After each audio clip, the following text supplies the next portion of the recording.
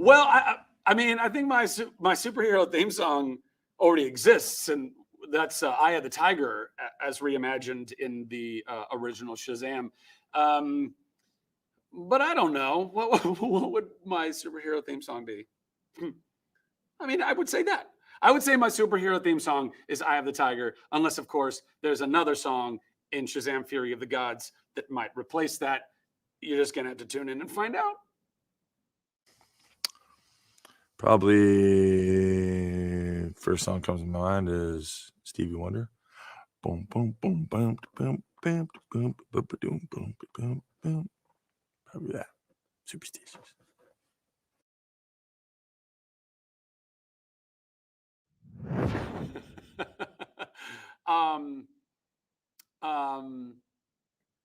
What is the name of that guy? Dang it. Believe it or not, I'm walking on air. That's the best superhero theme song. It's not a DC superhero. It's America's Greatest Hero. What is it? What's that? Is that his name? Is that the name of the guy? Greatest American Hero. I knew I was transposing it. Who's got the... I would say the greatest superhero theme song belongs to Greatest American Hero. That television show from the early to mid 80s really captured a lot. I mean, it even spawned other superhero theme songs in the form of George from Seinfeld. So, you know, I don't know you can beat that. That's kind of unbeatable. Who was the coolest? Wonder Woman's pretty awesome. I love that. The whole tribal and screaming and drums, and I like that one.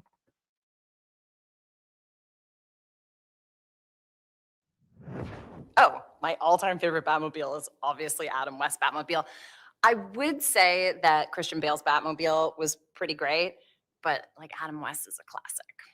My most favorite of all the Batmobiles is the Michael Keaton Batman Batmobile. It's long and strong and down to get the friction on, according to Sir Mix-a-Lot. I just love the way it was shaped. It went for days. It's like my mother's strudel. You don't want to stop. Can't stop, won't stop. Give me a bowl of that.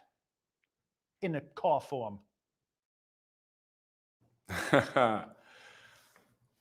Oh, man. For me, I think my all-time favorite Batmobile, I got to go with the original, old school original Batmobile. I think the Batmobile design in The Dark Knight was pretty awesome. So that is, for me, a strong second. Absolutely. My favorite Batmobile, it's a toss-up. It's either Michael Keaton's OG Batmobile, because nothing really beats that, like the bullet nose and all that with the wings in the back. But Christian Bale's, like when he's got the, you know, like the off-road thing, you know, that thing, that was pretty sick. And the fact that, you know, he had a whole cadre of new toys and all that jazz. And then Morgan Freeman hooked him up with all of it. I mean, that makes it pretty dope, I think. What is my all-time favorite Batmobile? I mean, I kind of want to give it to my favorite Batman and Robin, the movie that no one likes but me. But no, you know what I think? I think Batman Forever, the one that Val Kilmer drove. It's a classic. I love it. A little campy in a good way. I'm gonna have to go with the first one. I mean, not the first one. The first one with Tim Burton. I'd have to say Michael Keaton's probably my favorite. My all-time favorite Batmobile. You know what? I'm partial to the Adam West one. I really love that early style. I love the lines of it. I think it's pretty great. Yeah, I gotta go with the OG Adam West one. My all-time favorite Batmobile is the one in the Christopher Nolan films, like where he shoots out on a motorcycle and then the Joker's shooting at him. My all-time favorite Batmobile is my Batmobile. Come on, guys. I love it. It's epic. It's really difficult to get out of, but it's super cool. And it's mine.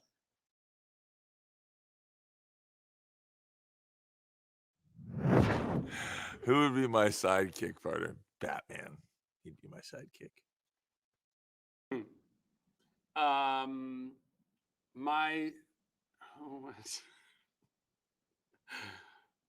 I'd like to say my sidekick would be like my best buddy, like a Freddie Freeman. But the truth is, it would be way more fun to have a sidekick who was like a talking animal. I don't know what that animal is. first blush was like, is that a kangaroo? I feel like maybe it's a kangaroo because they're also kind of, they can kick butt, they can box and stuff. But a talking kangaroo?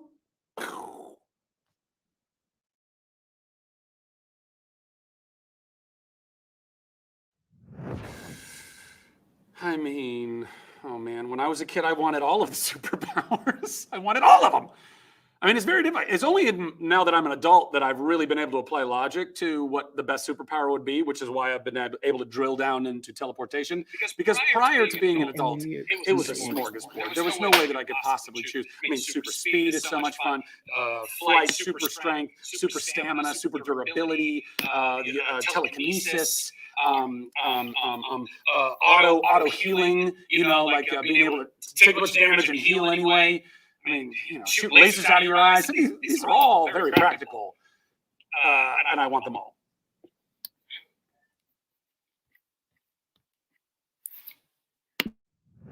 My favorite DC character is Batman. Batman was the first superhero that I was ever introduced to. Way ¿Qué onda a back todos? in ¿Cómo the, están? for Bienvenidos a un me, nuevo way back in directo. the early 90s. Yo soy Emilio, And I de un just nuevo remember universo, de otro universo por allá. Batman, I No remember es the cierto, Batmobile. hoy Emilius no pudo haber, no, And I no vino. remember his battles with the Joker, his Puedo battles estar with the aquí Penguin. His porque world was tiene dark algo escolar, así and que hoy lo voy a gritty, reemplazar and yo he y fought vamos a with ver his el bare DC Fandom. hands.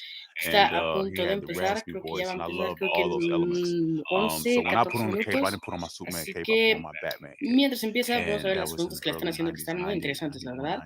92. Aquí Batman comenten qué es lo was que my más very esperan del first DC introduction Fandom, to this si los entire videojuegos, las superhero series, world. I las had to say películas, Batman. cuál es la película que más esperan o el videojuego, así para que vayamos interactuando un poquito mientras empieza el DC Fandom y a ver lo que viene. Yo la verdad es que espero mucho el tráiler de, bueno, si es que sale el de Flash y el de Batman, que se ven bastante buenos. Así que vamos a esperar a ver si es que viene ya, ¿ok? Se viene muy bueno este DC Fandom. I don't know. I've always been pretty partial to Superman. I mean, he's kind of the OG, but also I just love that there is something so pure about him. I mean, I guess it's kind of one of the things I love about Billy Batson Shazam, but he's kind of more like, a punk kid in a lot of ways, whereas Superman is just like so much about helping the world and helping people. There's something like unbelievably altruistic about him as a character. So I would say probably Superman, but Batman's dope. Green Lantern's dope. I wish I had a ring that I could manifest all of the things I could ever want. That could be pretty fun. My favorite DC character is, well, it changes all the time, but right now it is currently the Joker because as an actor, I loved Heath Ledger's performance. It was amazingly beautiful and dark and twisted. So yeah, that's my favorite right now. My favorite DC character would have to be Wonder Woman because she is a strong, empowered woman, plus she flies private on an invisible jet. Other than Javelin, my favorite DC character would be Weasel.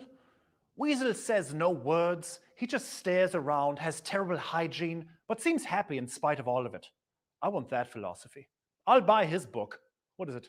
Chicken soup for the... I mean, I think my favorite DC character other than myself would probably be Batman, just because it's what I grew up with, just going, Michael Keaton. Seeing the first Batman and seeing that symbol come out, with Tim Burton, that was really inspiring. But I also really love Ezra, and I love Flash, so I'm kind of the old me, Batman. But I love Ezra, so Flash. My favorite DC character is Rorschach. Rorschach is an anti-hero. His costume is really amazing, and I love the Watchmen comics. Oh man, there's so many. There's so many. Yeah. Oh boy, I am partial to the villains, but honestly, I always end up going back to Superman. I mean, I always feel like I was defined really on the Superman films. Certainly for me, Christopher Reeve was somebody that embodied both the strength of Superman and the humor of Clark Kent. And I think Henry Cavill has certainly carried the torch well and made his own stamp on it. So I'd say Superman. Oh, I totally would have said myself because not like myself, but I love Alice, and I always say that she's my favorite character. I feel really lucky that I get to play her. But I guess if I had to choose another DC character, I always used to say Batman, even though I'm a woman. He was my favorite. It would have to be Superman. I kind of grew up idolizing Superman. I mean, that was kind of like the first superhero movie I've ever watched. And I think what I liked most about him was, I mean, he was invincible pretty much. And as a kid, I always wanted to fly. I thought that was the most amazing thing, just flying and going wherever I want. My favorite DC superhero of all time has always been Batman. I mean, I've got him tattooed right here on my arm. I love that it's dark. I love that it's gritty. I love how he stands up for and protects his city. And I also love that his superpower is just being really rich. Poison Ivy. I'm obsessed with Poison Ivy. I'm not trying to cheat on Catwoman, but I love Poison Ivy since I was a little girl. Who's my favorite character? My favorite character, like especially after doing this film, is Dr. Fate. Because Pierce Brosnan is the coolest motherfucker alive. I feel like a million people know this answer from me, but my favorite DC character is Static Shock because growing up, he was the first time I've seen myself on camera. He was a young 17-year-old black nerd who was like cool, but like not really. Like he didn't know how to be cool in front of people, but he was cool behind the scenes. And he made being a black nerd cool to a lot of young black people.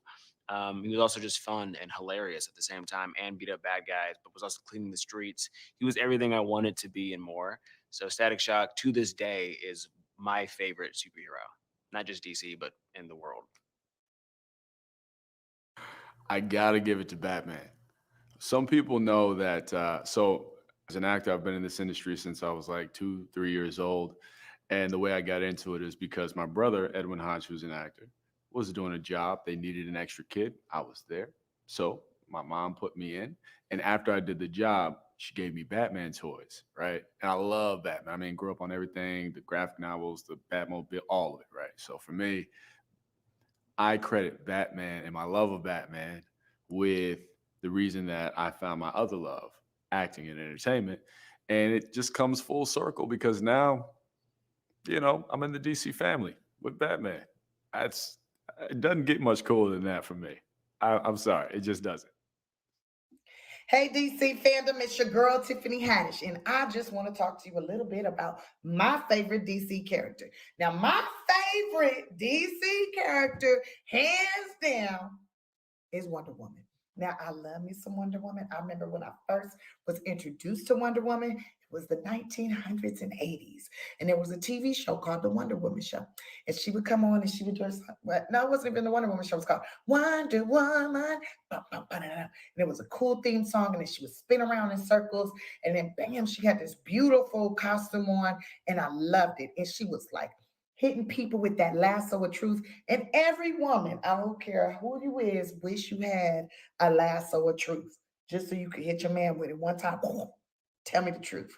Like, that would be so good to have. Man, they should make one of those for real life. Is the technology advanced enough to have that? I don't know. But anyways, I love me some Wonder Woman. And now we're coming up on the 80th year. It's the 80th anniversary of Wonder Woman. And she is so important to the culture because she empowers others. And it's like, for me, the first female superhero I ever saw that was doing something courageous, respectable, and still look good while doing it. She definitely molded me in a lot of ways. And I'll never forget checking out the 1976 issue of Wonder Woman, the comic book, and 78 issue, and seeing her sister, Nubia. Her sister was the only person that could defeat her. That's right. Wonder Woman got a sister, and she looked a lot like me. That might be the other reason why I like Wonder Woman so much. Because I know we related. Enjoy yourself, DC fans, at the DC FanDome event. Hi, I'm Blake Neely, composer of many of your favorite superhero shows, and I'm excited to be commissioned by Warner Brothers and DC Comics to write a brand new theme for this year's DC FanDome.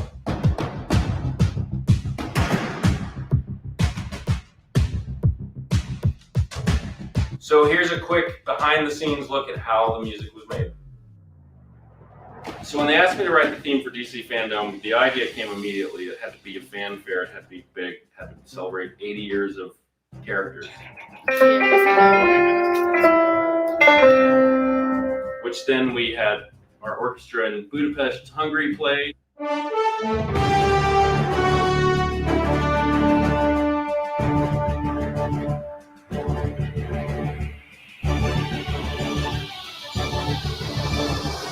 Then I thought, well, it's 80 years of, more than 80 years of superhero themes. Let's get Superman in there.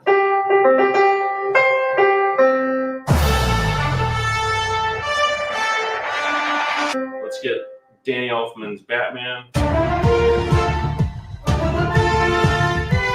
And some more surprises.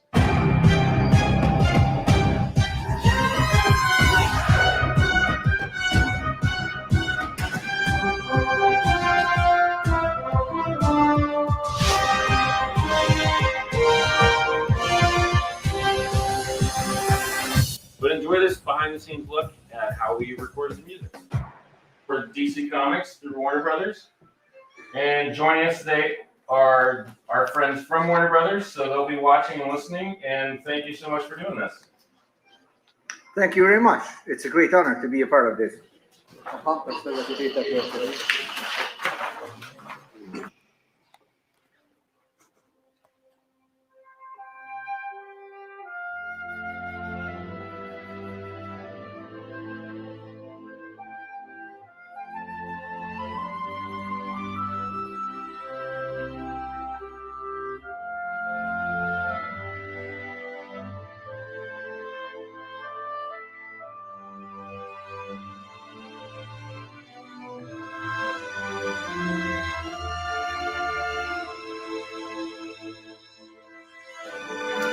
I love it. Can we just get one more from 35?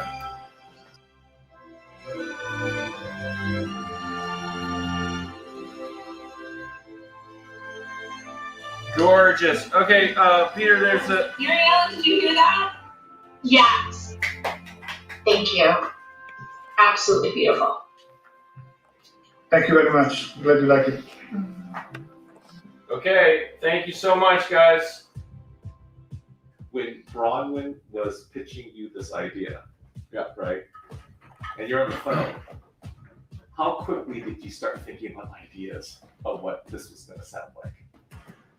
Oh, like almost immediately. Almost immediately? Almost immediately. When I hung up, I was kind of too excited at the moment, and then when I hung up, I was like, I think I have it. And then I was ready to go, so I hung up the phone, I got in my car, and by the time I got to the 101, I had...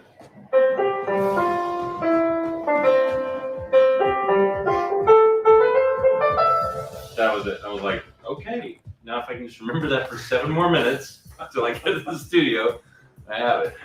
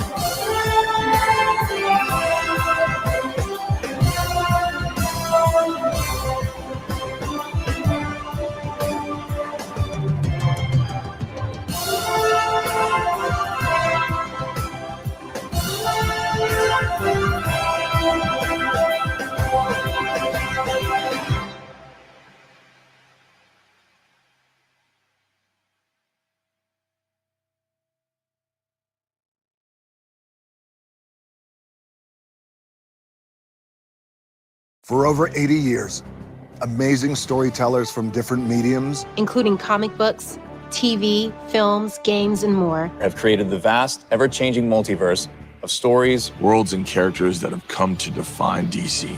These iconic worlds have become a part of our own culture. Gotham City, Metropolis, Central City, Atlantis, the mascara and the iconography for DC's heroes. Images like the bat symbol, the Batmobile, Logos like the S shield and the lantern are immediately recognized worldwide. The classic superheroes have inspired, and the supervillains have entertained generations of fans across the globe. And that is who we're here to celebrate today.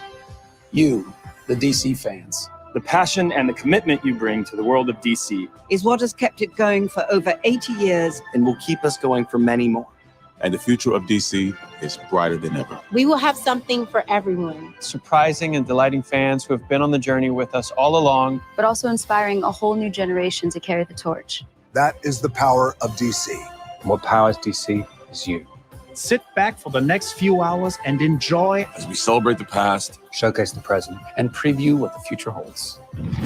Welcome to DC Fandom. Welcome to DC Fandom. Welcome to DC Fandom. Welcome to DC Fandom. welcome to DC Fandom. Welcome to DC Fandom. Welcome to DC Fandom.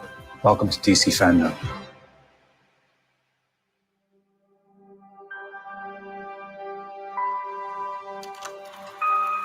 The most powerful force in the universe is a story.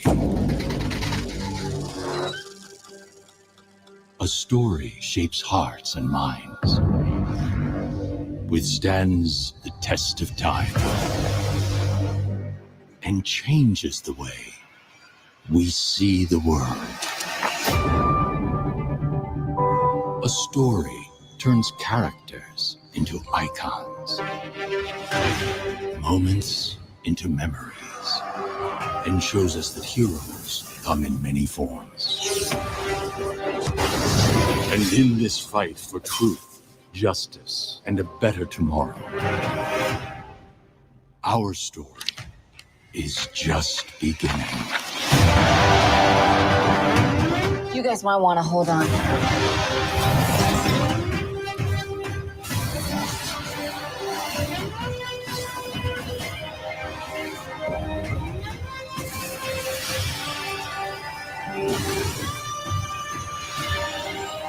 This is going to be the start of something huge.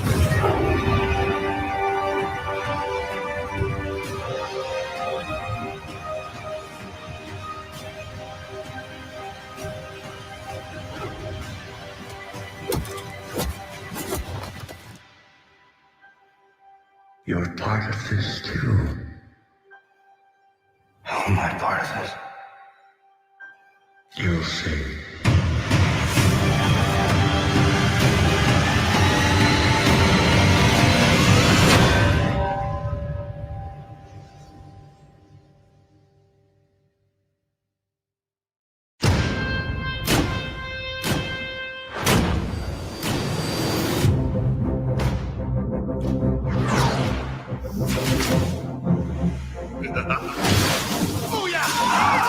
I'll rescue our poor brethren. Who am I? I think there's something he needs to show me. The DC universe will never be the same. I'm vengeance.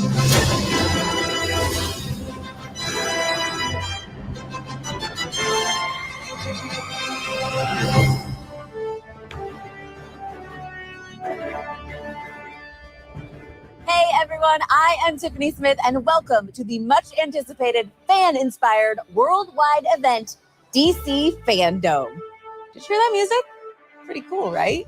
Well, DC FanDome now has its very own score by composer Blake Neely. If you're a credits watcher like me, you'll probably recognize his name from such terrific DC TV shows like, The Flash, Supergirl, Legends of Tomorrow, and so many more. You will be hearing a lot more of Blake's incredible score throughout the show. Now, if you were here last year, then you might have an idea of the kind of awesomeness that is about to come your way. Huge reveals, exclusive content, and a few big surprises. There is so much that I couldn't possibly do this on my own. So, of course, we put together a pretty super team of co-hosts, as well as celebrity hosts that you're going to get to hang out with all day. So, Let's say hello to a few of them right now, starting with our Brazilian friends. Hello, superfans. I'm Érico Borgo. It is so good to be back at DC FanDome. This is Aline Diniz. E prepare-se para uma viagem fantástica através do multiverso DC. Hi friends, mabuhay mga kababayan. My name is Gino Killiamore and I couldn't be more excited to share what DC has in store for you.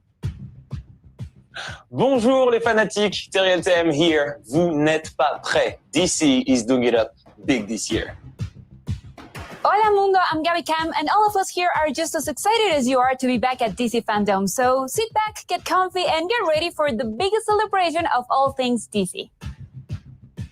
G'day mates, I'm Jaden Rodriguez. Today, we gather from all around the globe to celebrate our love for DC Comics and the stars and creators who bring them to life.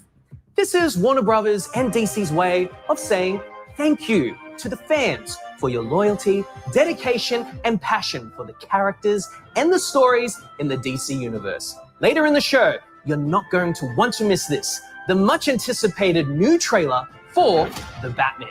And gamers, get ready for the Gotham Knights game. Javisha Leslie flies into action as Batwoman. And we're also diving in deep with my man, Jason Momoa. And getting a mouthful from King Shark and Harley Quinn. Shazam's Zachary Levi enlightens us on the fury of the gods. We're taking the fast lane with The Flash, plus Naomi, Doom Patrol, Peacemaker, and some surprises. With so much to share, let's kick things off in a really big way with one of the biggest stars to ever rock the DC universe, Black Adam.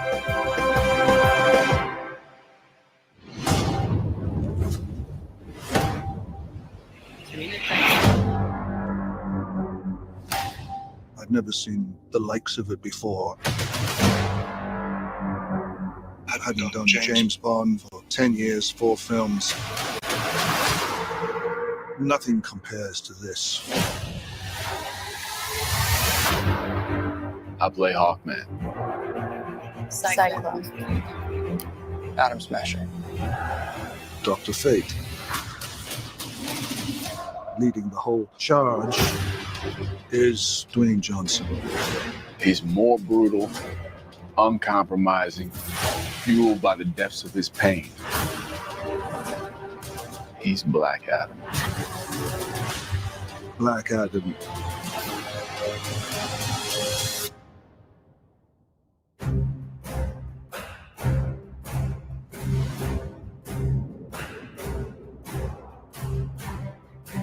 Hey, DC FanDome, and hello to everyone watching around the world.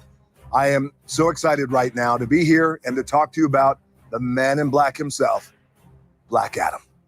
Now, as you guys know, this character, this film, this universe has been a gigantic passion project of mine for a very long time. And I have worked so hard, worked these hands, these calluses, my fingers to the bone on this project because it's the kind of project that I know comes along once in a lifetime. And the truth is, I was born to play Black Adam. Now, we've just started the post-production process, which is so exciting. And the film has, without question, some of the biggest action sequences I have ever been a part of. And I am so proud and excited of our incredible team who are working away to create breathtaking, holy shit, scenes that I know you're really going to love. Now, even though we're still working away, this is DC FanDome. So I felt like I had to bring you guys just a little something special. Now, you know me, guys, and you know, I always like to say that you, the audience, the people, you guys are my number one boss. So I got together with my director, Jaume Collet-Serra, and we put together a little glimpse of one of the opening scenes of the movie when Black Adam is first revealed. Now, what you're gonna see here is why the hierarchy of power in the DC universe is about to change. I hope you enjoy this very first look at the man in black himself, Black Adam.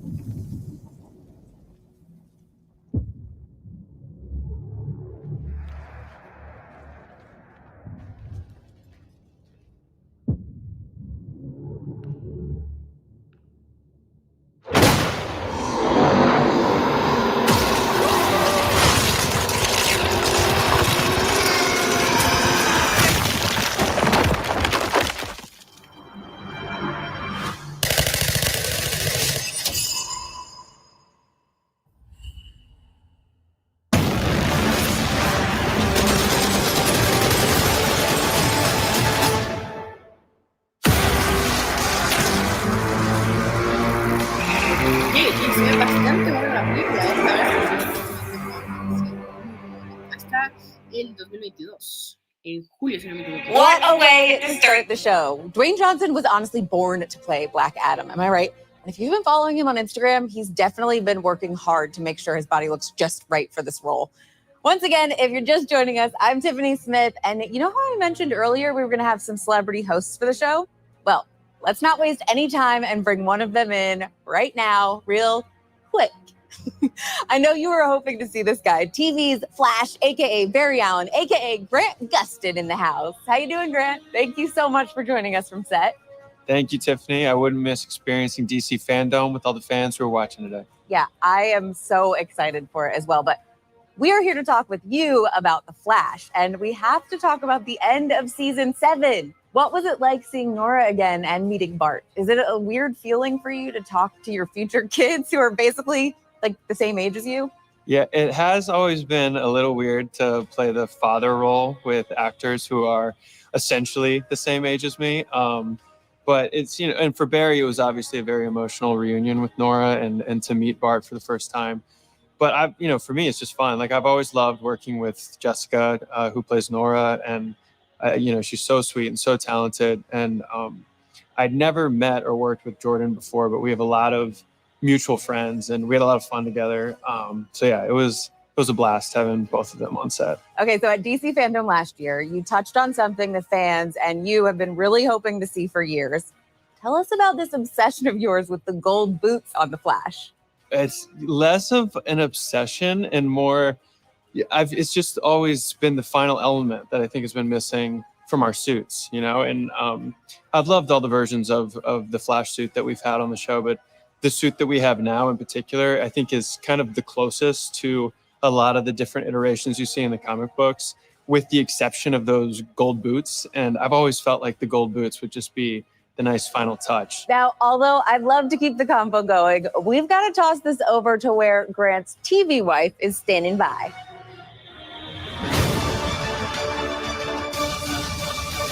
Thanks, Grant. It is so great to be here talking to DC superfans. My role as reporter Iris West Allen on The Flash has given me the skills needed to properly introduce DC FanDome's news flashes. The time has finally come. Grant and Barry Allen finally get the gold boots for season 8 of The Flash. Here is the first official look at the new costume.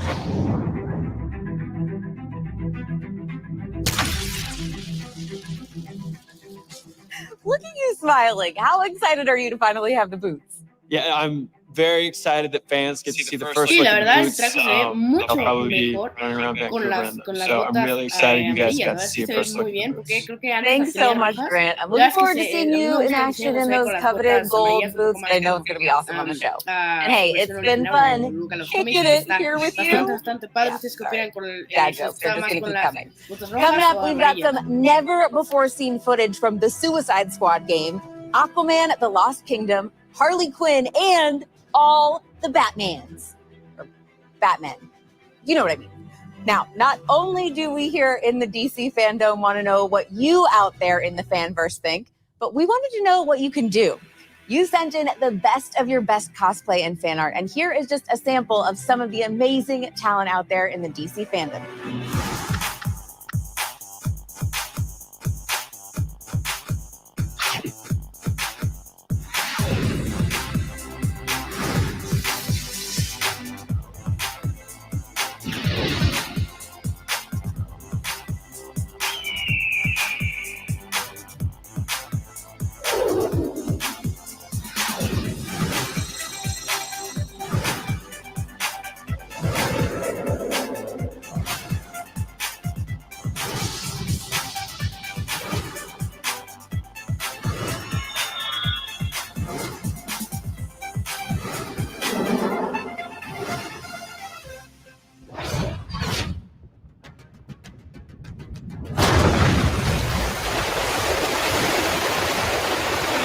Se viene Aquaman, ya se viene Aquaman 2, este se ve también muy buena esta película.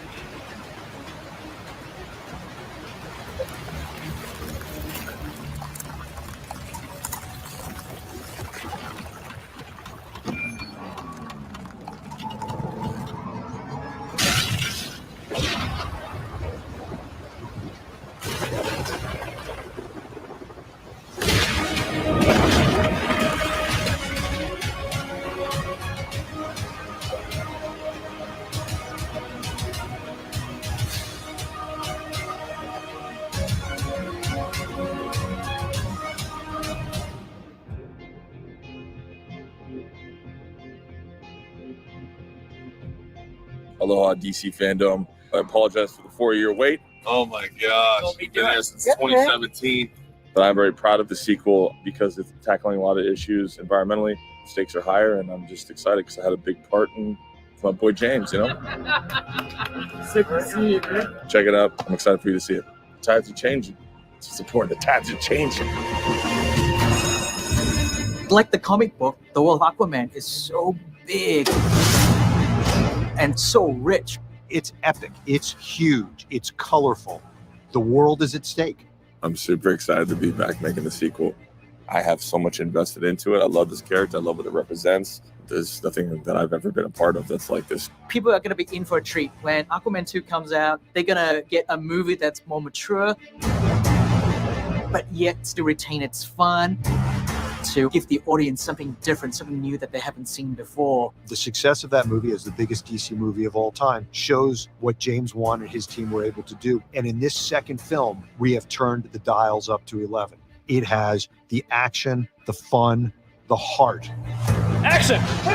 Superheroes and supervillains have entertained generations of fans across the globe. Good, you got it? We put that in the movie? To play around with this cast again, it's quite a trip. We're having a blast. This movie's a lot of fun. I think fans are going to be very happy. And I think James is really excited to go all out. This is an exciting scene. We better get to a little bit of action. It's going to be a fun adventure like it was the first time. Just better. We see that Black Manta is still seeking his vengeance to try and kill Aquaman. That's gonna be something that's exciting for the audience, something for them to be swept up into the world of Aquaman again.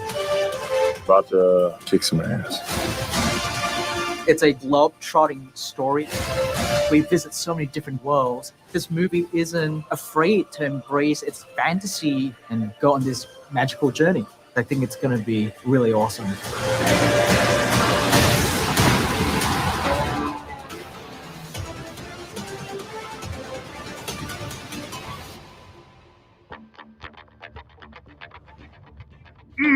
Okay, como vemos, Now there is a cool gig I could get used to. That surf and turf lifestyle, swimming in the day, carrying a gigantic pitchfork at night with some facial hair all over my face. So you could imagine my excitement when I heard I was cast in the next Aquaman. I was like, hey, hold up. What about Jason Momoa? How did he take the news? Apparently he was extremely happy for me. He thought I would be the perfect fish in HBO Max's upcoming Aquaman King of Atlantis animated miniseries. Here's a splash of what's to come. He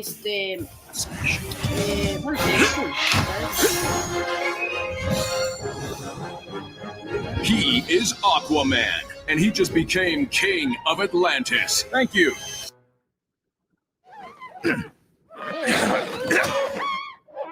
Is there a different throne we could know? And the fate of his people, of his home, of all the world is in his hands. That's right. So yeah, no pressure. Join Aquaman for the undersea adventure of a lifetime. Aquaman, King of Atlantis, 3-part special event, now streaming. Huh? Ocean Master? Hey, Ocean Master, you out there anywhere? I think he's gone. So be it. Farewell, my brother. Still got your trident. Oh, that little... I hate this! We're supposed to be getting revenge on him, not saving him! It's fine. It'll still be the same mission. Get Ocean Master, punch him, and bring the trident back to Atlantis. Yeah, but it's less fun now. True, but if you don't bring Ocean Master back, everyone's definitely gonna think you 100% killed him. And I won't even get to! That's the worst part! Ugh. Where do you think they went? I don't know. I have to ask for help from the only people who don't think I'm a total joke. People who are not people. People who... Just say fish. Fish. I'm talking to the fish. Yeah, I'm talking to the fish. Like this one, that one, her or him, or maybe even this. I send down the kind of sonar. It intercepts their brains. They shoot it back to me, and it goes inside my face. They tell me their thoughts and fears. They tell me secret things. They all love me, and I love them because I am their king.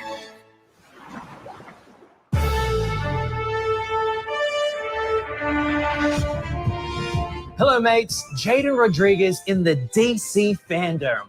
Wow, look at this place. After that last segment, I've got that song, Talking to the Fish, stuck in my head. And if you can't get enough of this tune, well, you can listen to it right now on Spotify. I'd like to introduce to you two legends in the comic book and entertainment world. Milestone Media partner, Reggie Hudlin, and Milestone Media co-founder, Dennis Cowan. And a familiar face from the DC family, Echo Kellum. Take a look. All right, hey everybody, I am Echo Kellum, and first of all, I hope you guys are having a blast at DC FanDome 2021. Now, we have a really great program in store for you guys today, and to get things started, I would like to introduce you all to two legends in the comic book and entertainment world, Milestone Media partner, Reggie Hudlin, and Milestone Media co-founder, Dennis Cowan. Sound claps. Oh, yeah, that's like applause everywhere. Now, first of all, I'm so happy to be able to interview you guys. Static Shock was such a huge thing for me growing up and whatnot. But for those of us who might not know, could you please tell us what Milestone and Milestone Media is? Milestone was founded in, actually was founded in the 90s by myself with Derek Dingle, Michael Davis, and Dwayne McDuffie. The late, great Dwayne McDuffie. People of color are underrepresented in this industry, especially, I mean, in the entertainment industry in general, but especially in comic books. So we all got together with the idea of doing comic books for creators of color. The best way to do that was to get together and to create a line of books that would reflect and represent our culture. So that's what we did. We started with a book called Static, and we did a book called Hardware. Icon and Rocket was the next one, followed by the Blood Syndicate, and we launched in 1992 to great acclaim. It was very successful and kind of changed the game in comics in a major way. And suddenly, people who were underrepresented now had representation. It was a big deal, and it was a lot of fun to do, but it was a lot at that time. You guys have already made big strides since the FanDome 2020 panel with the launch of Static Season 1 and Icon and Rocket Season 1 and Hardware Season 1 limited series. So what's the feedback been like from fans, new and old, seeing these characters in their renaissance? It's really been great. People were like, about time, you were taking too long, but now you're here, you're living up to expectations. It's a lot of commentary from a lot of different types of people. They love the art. They're like, oh my God, I love this kind of, black anime style that's, you guys didn't get stuck in the past. You kept it relevant. You kept it edgy to what's now. They really love the dynamic between Static and his dad. I relate to it a lot as a reader. I'm like, wow, that's like me and my father.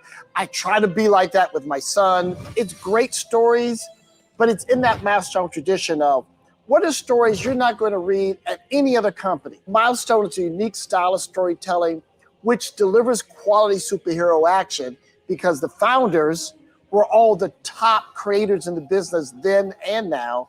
And at the same time, really speaking to where people of color are and what our challenges are in the 21st century. Oh, that's awesome. That's very cool. And I know you were talking about the universe and whatnot. So comic book fans, they obviously love the notion of a connected universe. Will we see some of the characters from season 1 titles begin to appear in each other's books? Oh yeah. Yeah, that's definitely part of the plan. I mean, we're working so far ahead. We actually already know how season 1 is going to end and how, things might advance from there. So we can tell you with all confidence to the fans out there that yes, the characters will appear in each other's books and meet each other. And there is an interconnected, Dakotaverse, Milestone universe within these books. So that's one of the things that we've been focusing on and doing it. What else is in the works? What's coming up?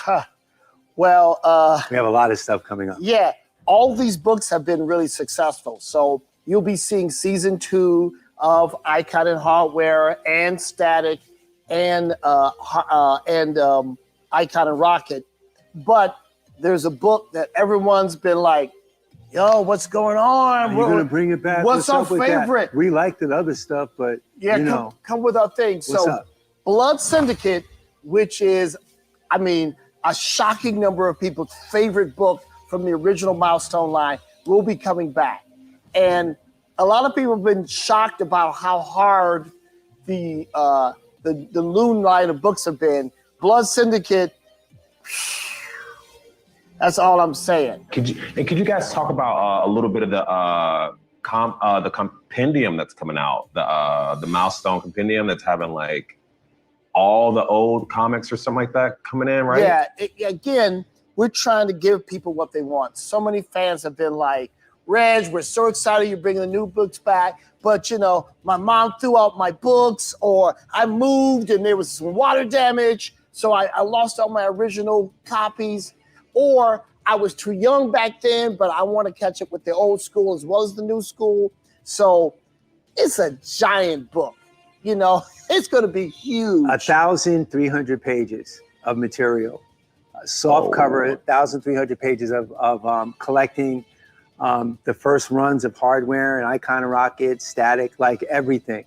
And this is volume 1. I keep hearing this aspect that you really want to bring the media back into Milestone media, right? Can you talk to us about some of those potential projects that might be existing outside of the comic book realm? They're not might, they're real. existing. They're happening. We've got 2 movie projects in development right now. The script that Randy McKinnon is writing for the live action feature film version of Static is, you know, he's hard at work right now. We're going to be getting that soon. So live action Static Shock is a real thing that's in the works. You know, Warner Brothers is excited about it. We're excited about it. Michael B. Jordan's excited about it. Michael B. Jordan's producing the so movie cool. with us. Here's the new announcement that no one knows yet. This is FanDome breaking news, which is the first Milestone animated feature film is now in the works. You know, we just hired an amazing writer. And if you guys have been reading Hardware, you know how dope he is as a writer. Brandon Thomas. Brandon Thomas has been hired to write our screenplay for our animated feature, and in conjunction with Warner Brothers. And we're very excited about that. That's going to be a massive project. Massive. With more than one character. Yeah. This is going to be the thing that Milestone fans have been really dreaming about for a long time. And we're happy to give it to them finally. So, you know, not only are we doing live action, we're doing animation. Yeah. And we're bringing it, so. Yeah. So compendium, all the classic old school Milestone material. We've got the Black History Month book that's in the works, and 2 movies in the works. Wow. I mean, you guys are dropping some major kernels and awesome news, but I'm hearing that there is some news that you guys are kind of holding back, some really big news. Can you guys tell everyone about how Milestone is working to create the next wave of great superhero storytellers? We're doing a program that we're so excited about. It's in conjunction with DC Comics. DC has a program called NGDC, Next Generation DC. It's a large program. We're doing a part of that program called the Milestone Initiative. We're partnering with Ally, and they're working with us to bring the next generation of comic book artists, writers, colorists, editors, letterers, and all aspects of the comic book industry to comics. You know, there's a lot of talented people the same way you look at the Black presence in music, the Black presence in film and television. Is now to have that, it's time for us to have that same impact on the comic industry. You know, pioneers like Dennis, like Dwayne, like Kyle Baker, like Christopher Priest, you know, these are the folks who just, you know, they had a machete and then the machete broke. Then they had a butter knife, but they kept cutting their way through the woods and they cleared a path. And now we're saying, come on, let's go. Right, right. Because all of it's meaningless unless there are people behind you who are also doing the same thing and even better from that path that you made. So that's why this is very important to us. and we're very excited about our relationship, with DC and Ally. So what we want everyone to do is, if you have interest in any aspect of this business, in terms of comic books, in terms of animation, all these different fields, apply to the program. Yes. We won't take everybody, but we're going to take the best of the bunch, and we'll put you in seminars and training sessions with some of the most talented people in our field. You're going to hear from the best of the best, and we're going to groom you to be the next generation of superstars. We need you. Yeah. Well, I'll just say, as a young creator, this is such amazing news. The fact that you guys are helping representation in this field, it's critical. And POCs and LGBTQIA groups will be very, this is just really great work. And I'm sure Dwayne is smiling from heaven with just how you guys are honoring his legacy and just continuing to do some really great work. That's really awesome. That's really dope. I'm very happy to hear that. Well, I want to thank my guests, Milestone exec Reggie Hudlin and Dennis Cowan, for joining us today. And I want to thank you for being a part of our DC Fandom 2021. Be sure to keep watching for more news, fun, and excitement as DC Fandom continues. What an amazing opportunity for our fans. A special shout out to Ally for backing that program. The next segment is one of my favorites because it celebrates our fans. And here is just a sample of the amazing talent out there in the DC fandom.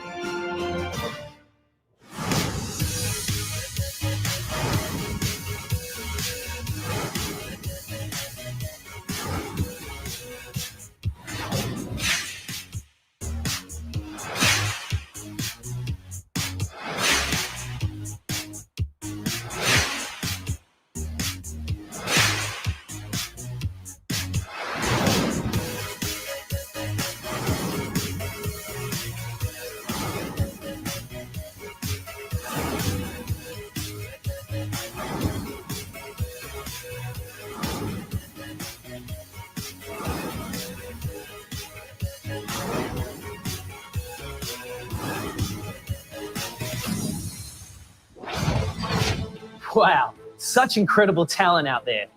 And I hear that Jim Lee will be announcing the winners at the end of the show. So stay tuned to see if you've been chosen. Now, back over to you, Candace, for some more breaking news.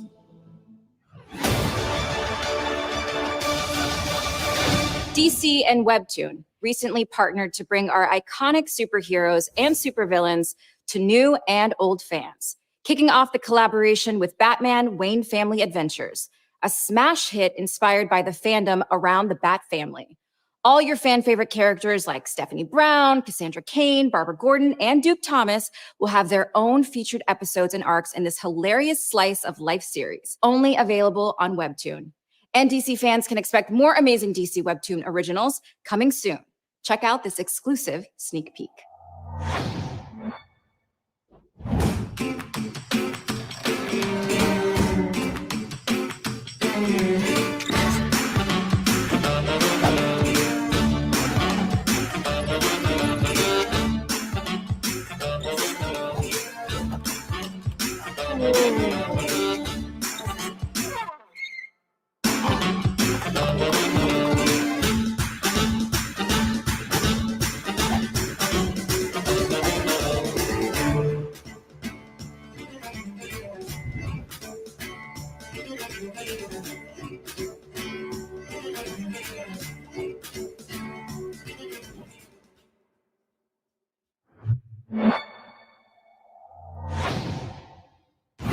Still to come, Peacemaker, Gotham Knights, and the Batman.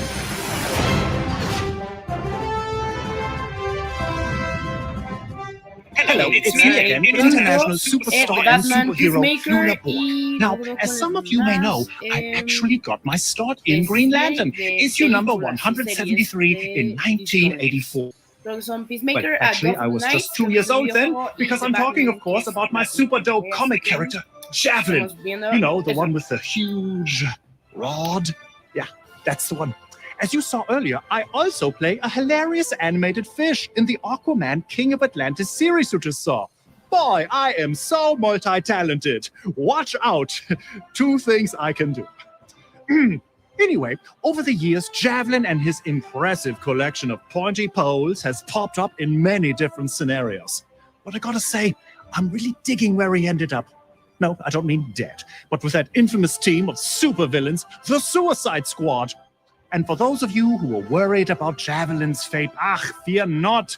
I'm here to tell you today that Javelin is still alive and, spoiler alert, will be applying to head up the Justice League after their fate is revealed in the huge new video game Suicide Squad: Kill the Justice League.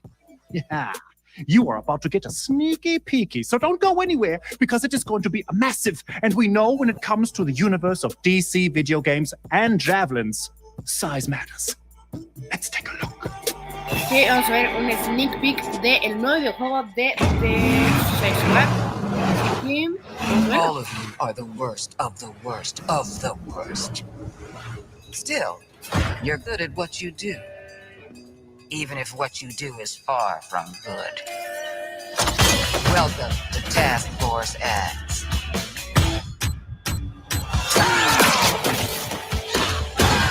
Let me take a look at you. A musclehead, a nut job, something that offends my eyes, and a homeless person. You're perfect. Just checking. We're all seeing that thing, right? This has one-way ticket written all over it. Oi, what? What the hell have you sent us into?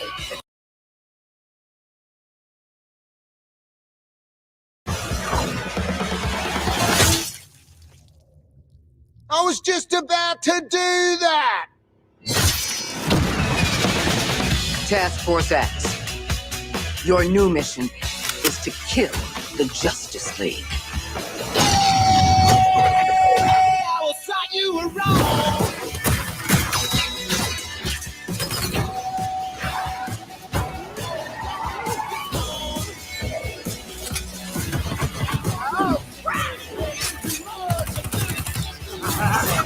Raise your hand if taking on the Justice League is the worst idea you've ever heard.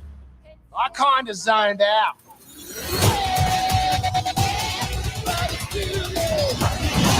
What did you think would happen? You'd crawl out of your cells, swoop in, save the day? Which superheroes did you say you were? Again? Remember, your heads are ticking.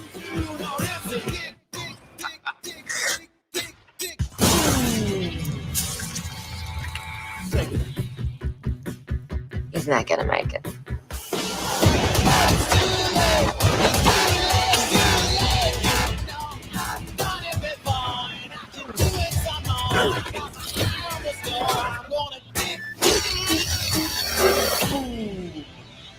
Waller, the Penguin is in flight.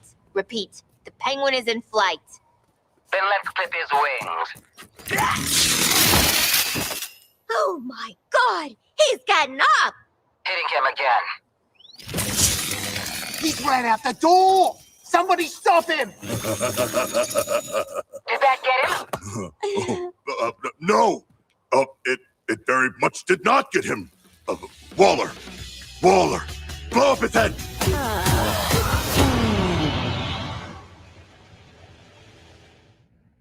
Ok, este se ve bastante bueno, creo que mejor que los de Injustice.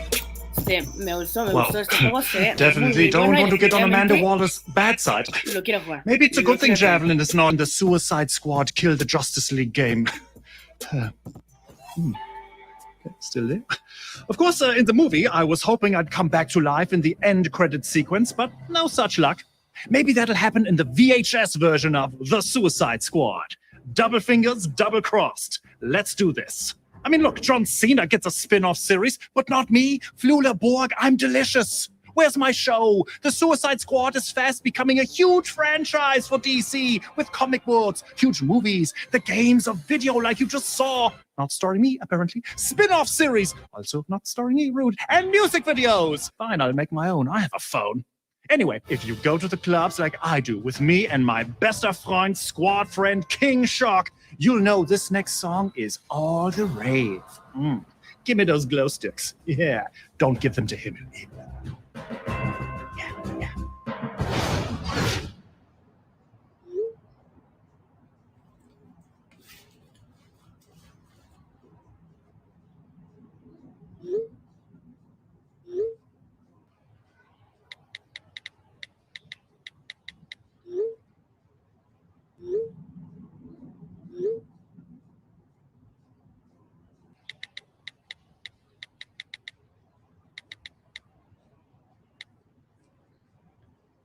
Num num. Num num. Really? No. In sharp, via my careful. Num num. That's what you're thinking about right now. No. Hungry. Peacemaker.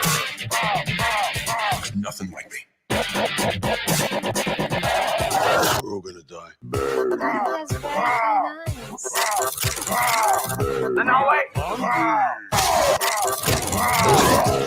wait. No, wait. And we're all gonna die.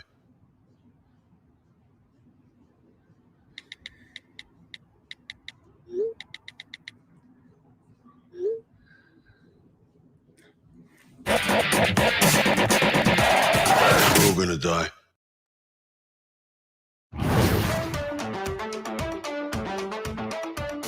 Just try to get that song out of your brains now, baby sharks. Of course, I'm happy to be a part of such an amazing squad, and that includes you, the fans. Thank you for supporting everything the Suicide Squad. We heart you, I think it goes like that, and I know I'm not alone when I say that. I have proof for you. Here is a very special message from all my squad buddies to share. Check me out. I mean, check it out. It's this week. I'm not a narcissist. I donate. From the entire Suicide Squad, from the bottom of our hearts, we thank you. None of this would be possible without you. You are the reason why we do what we do. As a director, I feel truly blessed. We are so incredibly grateful and lucky to have you. Wow, I don't know what to say, guys. It's so unexpected. I just feel so loved. I don't have a speech prepared or anything, but let me just say that you are so welcome. John, we're not thanking you, mate. We're thanking all the fans. Oh, yeah. Yeah, right. I mean, of course, the fans, right? They know I like to joke around, which is exactly what that was. It's a joke. Sure, John. What John means is that he would also like to thank you, our amazing fans. Thank you. Love you guys.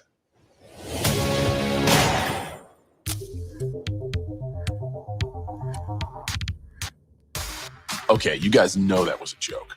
The Suicide Squad would be absolutely nowhere without the support of the fans. You guys love these characters as much, if not more. And I truly want to thank you for your passion. Lula, man, I'm sorry, bro. Javelin would have made a great character for a spinoff. You know what? Maybe we can see him getting involved somewhere down the line on Peacemaker. I mean, no promises. James Gunn created this whole thing for HBO Max, and he has a vision all worked out, but we'll see what we can do. And if you want to hear more of what's in store for Peacemaker, you can join James, myself, and my amazing castmates for some additional insights. Hey everybody, John Cena here on the set of Peacemaker. Oh, no! Every time you were shooting, he went, ow! Why am I doing this? They said you couldn't get a job. Get up. Oh, hi. 23andMe says I might be 26% asshat. I know my last name is Smith. That's a generic fucking name. The reason it's Smith is because we came over as asshats, and I had to change it on Ellis Island.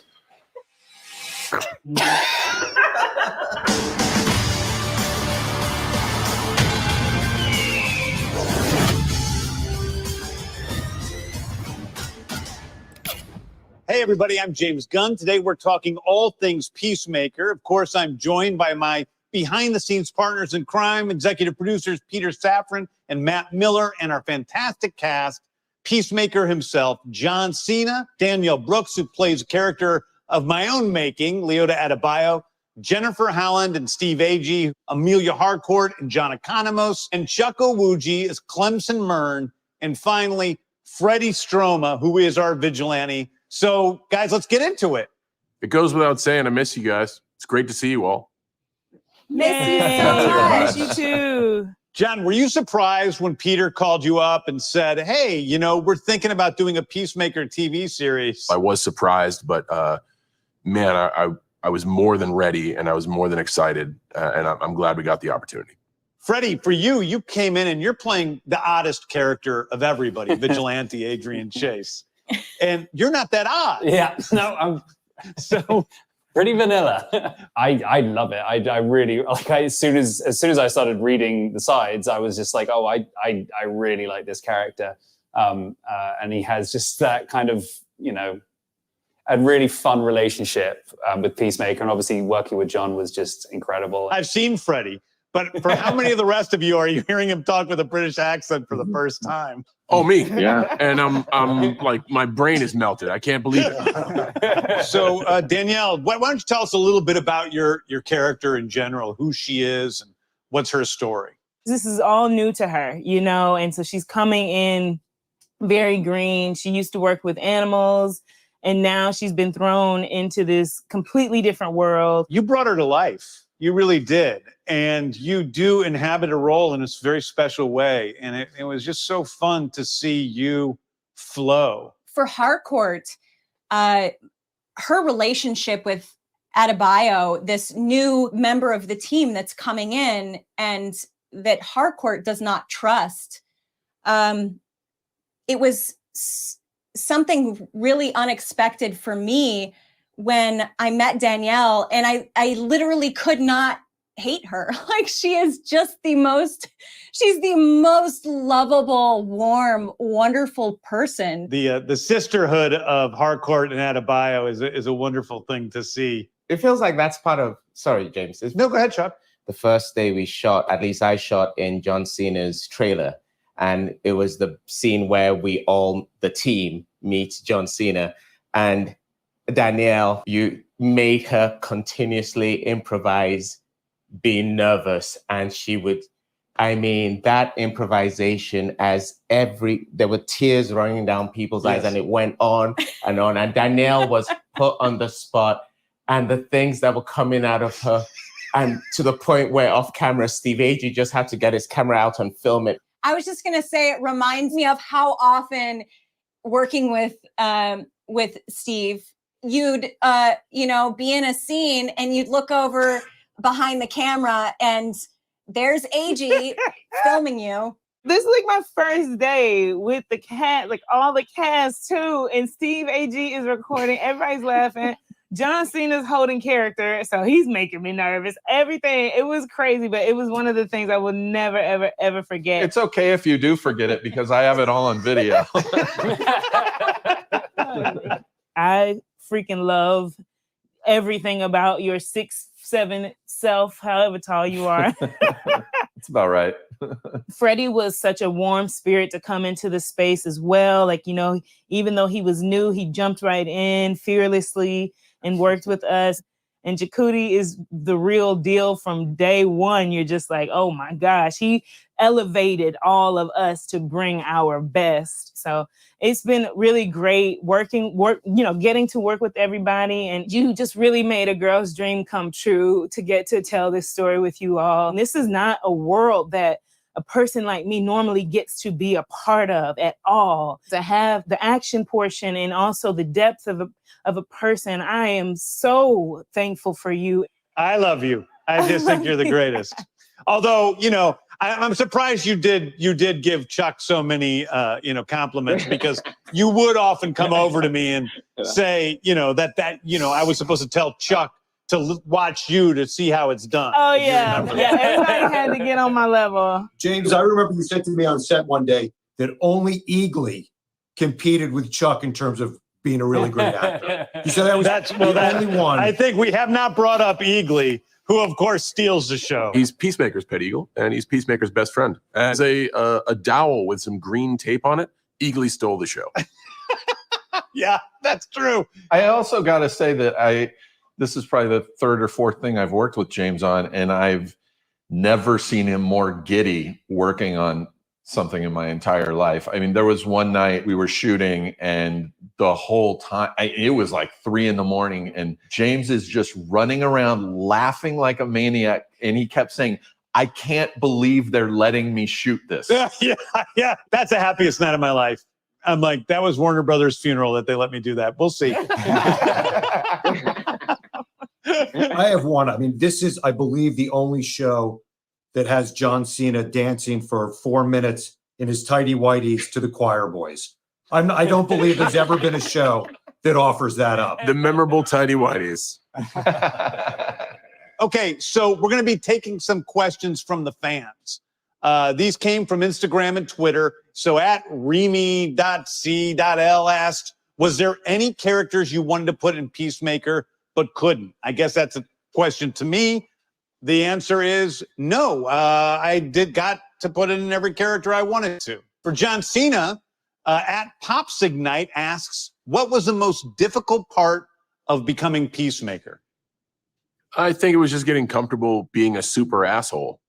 I'm normally just a normal asshole, and I think just being a high octane asshole was probably the most difficult part. Was that really difficult? Because it seemed to come to you pretty easily. Okay, here's a big question. I guess we can throw this to Matt and Peter. What can we expect for the show? Asks at MagicCM1210. Well, I mean, I think what we can expect is a truly original superhero show. James wrote all 8 episodes. He directed 5 of the 8, and it's just got that unique tone that James brings to all the content that he creates. So I think it's something pretty special. Yeah, I would also just add to that with the action and the spectacle and the emotion and the comedy is also like this workplace comedy at the center of it, about all of these characters that kind of come together. It's like The Office as a superhero show. With more people getting shot in the face than in the office. Occasionally, yeah. So, at Smrooty Anmol asks, is Peacemaker going to go through a journey of changing from a jerk to a lovable hero in the series, or will he remain that crazy, not to be trusted liberator? That's kind of a spoiler. I was going to say questions that can't be answered. That's perfect. It's right up my alley. We just can't give anything away. You'll have to watch and see on HBO Max. What about the rest of you? What did you feel about, seeing Peacemaker's journey on this show? Can't really say much. So I just, there's definitely great character arcs that you will thoroughly enjoy as an audience. You root for him regardless of his past, and you hope that he will change. And I just thought that was such an interesting thing to explore with the series. I think one of the interesting things about Adebayo and Peacemaker is that on paper, they seem very different. They seem like polar opposites, but they actually have a ton of things in common. And one of the things that they're both dealing with is loyalty versus morality, and not disappointing people that mean the most to them, and finding the beauty in each other, even though their worlds are completely different. So that was a lot of fun to play with, and definitely added to the layers of our 2 characters. That's extremely well said. She's the only one he gets along with. She's the only one that thinks he's funny, Right. She laughs at him. She blows off the stuff that he says it's stupid, and realize he's an ignorant asshole. And that to me is really special, because it is so much of what the show is about. Yeah. It was amazing, and I'm just grateful to be a part of this crew, because no one came in with an ego. Nobody came in with a chip on their shoulder, but everyone comes in with a history, with something to offer, with a set of skills. And it's a bold step. You're James, you're taking a step into trying to grow the genre, and we're going to do it with 8 episodes, and hopefully we have more. But everyone has their moment, and that certainly comes from your writing. Really quickly, there was a sense of, we're going to have fun doing this. So that really helped. And that came top down. The shit rolls downhill. It's been such a great experience and such a fun, massive experiment that, I just can't wait to share it with the fans, DC fans, and just fans in general. Yeah, I want to say thank you, everybody, for giving us all so much time. I really appreciate it. I hope everybody's well, and I hope to see everybody soon. Good to see everyone. Miss you. Bye-bye. Miss you guys. Oh, man. Thank you guys so much for all your questions. I'm stoked to see that you guys are so excited about the series, almost as excited as I am. I know I had a great time. I hope you guys did. But before we let you go, I have a little surprise for you. It's an exclusive, never-before-seen first look at a Peacemaker teaser. Jamil, you cool? What does that mean? Truth is, you're supposed to be in prison. For what? Superhero stuff. What superhero are you? Peacemaker. Get out of here. There's no superhero called Peacemaker. Dude, I'm famous.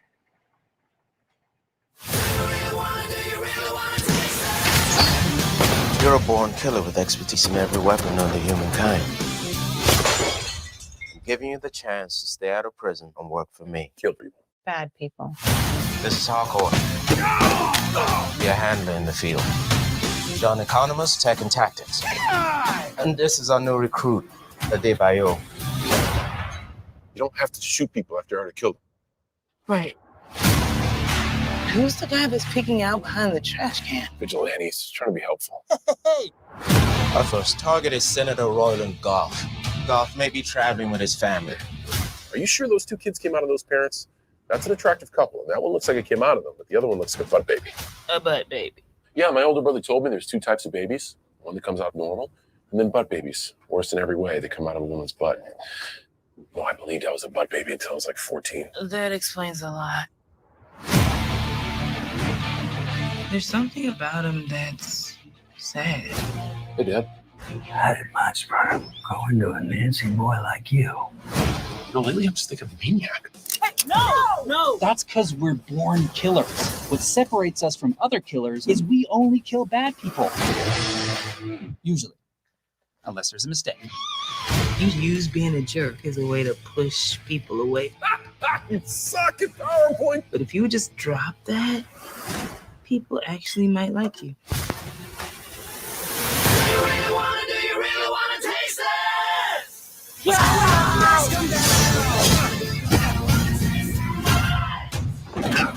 Ooh.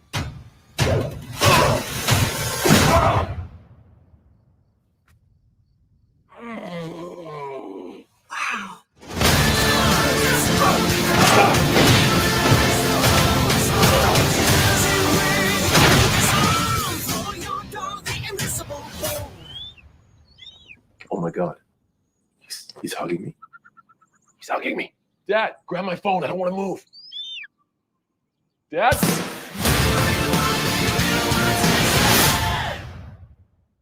Still to come, Supergirl, DC League of Super Pets, and a first look at the Flash movie. Ya por fin el primer vistazo a The Flash. Es lo que más me emociona, así que sigamos viendo el DC Cómics. Está muy buena serie.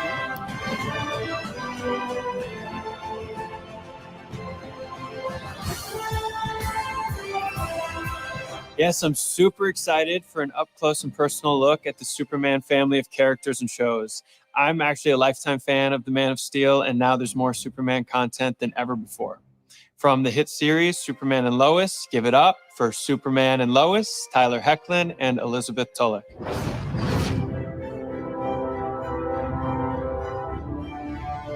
Thanks, Grant. Thank you, Grant. Needless to say, we're big fans of you too. And we're so excited to be here. Thank you to the fans for giving Superman and Lois such a warm welcome into your homes. Thanks to you, we're coming back for a second season. But wow, season 1, you had a secret brother. Lois had a lot going on with just about everyone. Jordan found out he has powers, Jonathan doesn't. And remember how cute you looked when you were coaching high school football? The sky is the limit for Superman and Lois, especially in season 2. Here's a behind-the-scenes look at our first day back on set.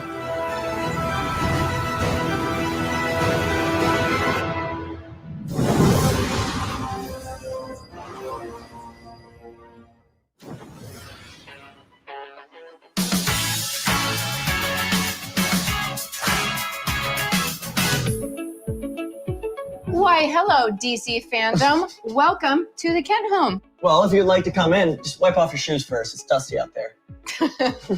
Hey, everyone. So we're just going to take you on a brief tour of the house. This is a staircase that is, I want to say it's a fake staircase, but it's not. It just doesn't go to anything. Leads to the great beyond up there. The great beyond, that is right. So this is our hallway. As you can see, got some family photos and some other stuff. And we shoot, I would say the majority of our scenes are in the kitchen. A non-working fridge with actually, look at that, nothing in it. Tyler has a drawer in this kitchen that he hides his stuff in. I also have a drawer in this kitchen that I hide my stuff in. And I have a candy stash. I have a note saying, Bitsy stuff, please leave in the drawer. More candy, hand sanitizer, eye drops, water, sides, hair things, my phone. It's like a freshman locker. Yeah, do it. Let's go into what was formerly Martha Kent's bedroom, but is now Lois's office. Personally, this Yeah. is my favorite room in the house. I think it has just the coolest amount of stuff around. There's a really cute family photo over here. If I had to pick something that I would want to take home from set, other than my candy in my candy drawer, it would be this photo. One thing I would take home is this little old camera. This old brownie camera. It's really cool. I'm always constantly fidgeting with it and having to memorize exactly where it was so that I don't ruin everything. Dining room scenes, I would say we shoot most of our eating scenes in the kitchen. We've had some stuff in here. Out the window, I remember when I first started shooting on Grimm, I was like, oh, it's so cool. There's these crazy large photographs that get changed according to time of day. The exterior of the farmhouse is totally separate, and we shoot all the exterior scenes there. Anything interior is on our stages. We also shoot a lot in the living room. This was one of my favorite scenes, which was the big paint fight. Yes. Yeah. Yes. That was really fun. So sometimes during lunch, I come here and I play piano to unwind. A lot of the crew kind of joins in and whatnot, and people start singing along. So, you know, a lot of people have fun in this little room when we're not exactly working as well. You know, it's fun. My talented son, everyone. The boys' bedrooms are on another stage, so because again, the upstairs is to the great beyond. And then there's a porch that wraps around, but we typically shoot the porch scenes outside on the exterior farmhouse set. Thank you, everyone, for joining us on this tour of the Kent house. We hope you join us for the rest of season 2 and the beyond. And thanks for watching.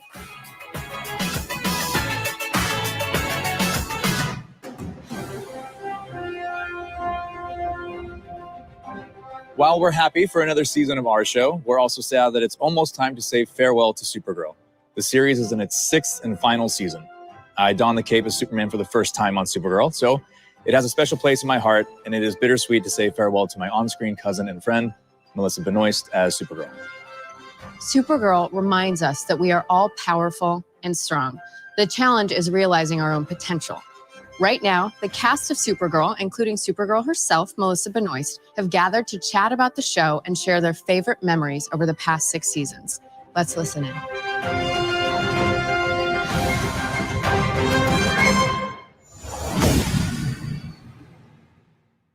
Hi, everybody. It's Melissa Benoist, and I'm here on the set of Supergirl with some of my amazing co-stars on the show.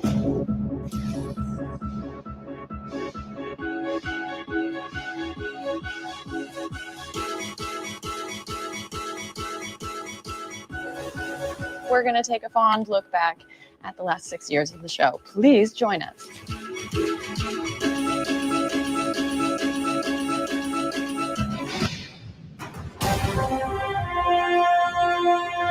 I mean, it's changed my life, this show. It's been a joy, and seeing the way that this canon and the mythology affects people and young girls and the people that look up to our characters. It's very meaningful. Yeah. I would say that because I wasn't originally cast as the Martian Manhunter, I was actually just cast as Hank, and it was only after the pilot that I was made the Martian Manhunter. I can remember going home with a pile of Martian Manhunter comics and just reading all of them and thinking, this guy is awesome. Wow. So I was just really excited to suddenly get this brand new character and fall into this whole story arc, which has really been great for me. And I've really enjoyed not just playing the character, but meeting all these fabulous people and also learning to directing on the show as well. So it's really been, for me, a money. Sort of it's been money. It's been money. My favorite scene is the scene where Staz and Melissa do karaoke and sing Africa. I think it's magical, and I watch it on repeat. I love it so much. They sounded beautiful. It was a lot of fun. It was a lot of fun, and both of us come from like a musical background, so it's really nice to at any point get to kind of find a way to kind of combine all the mediums of art. So it was really fun. I really liked it. My favorite scene that we ever did is in my favorite episode. And it was Slaver's Moon. In the quarry, things were, it was pouring rain. Let's hope this thing works.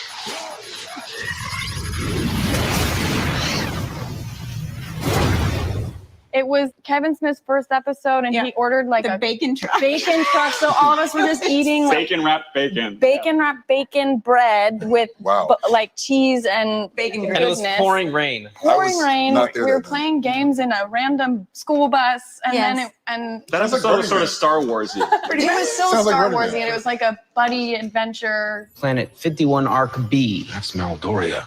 People that were there, the aliens, what were they called? Slaving is a big business on Maldoria. Maldoria. Of course you remember. In season 2, I had to eat 10 pancakes at once. Thank you. Hey, do you want syrup?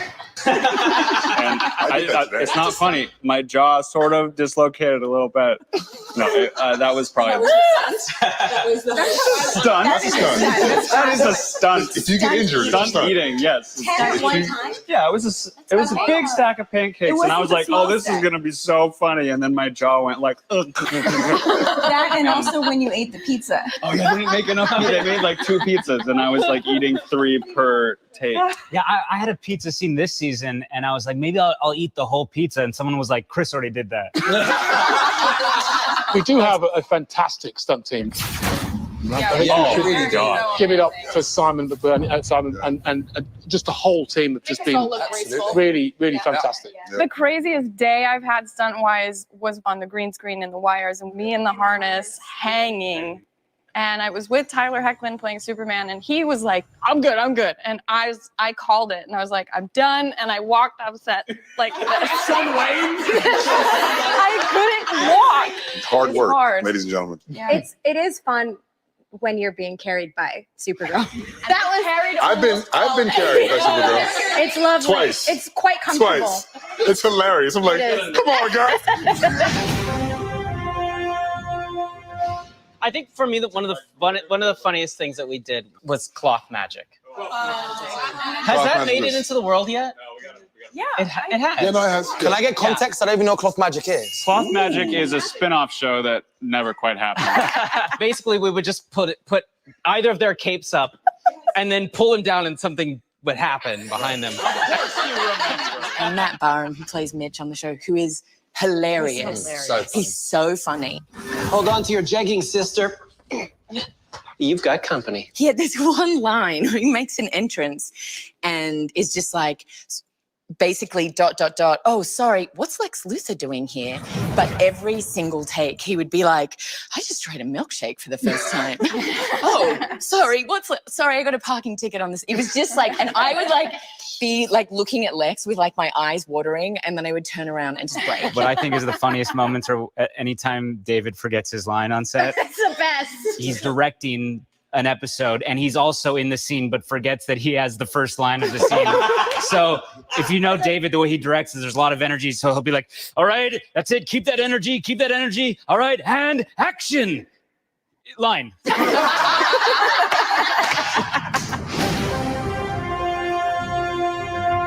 I get a lot of letters from girls saying that until they saw Lena Luthor on TV, they didn't think it was okay for girls to be studying science. And there's a lot of girls who are like, and I'm now in my 4th year in engineering, and I have you to thank for that and the show to thank for that. And it's such a small thing, it seems like, but that's the beginning of a whole new life for them that they didn't think was possible because of watching the show. Yeah. There was a little girl who is actually a daughter of one of our crew members who, when she met me, she went, I have a question. Is your belt attached to your skirt or your shirt? No, it's Winston's daughter. She just I can't say her O's yet. Which one was it attached to? It's not.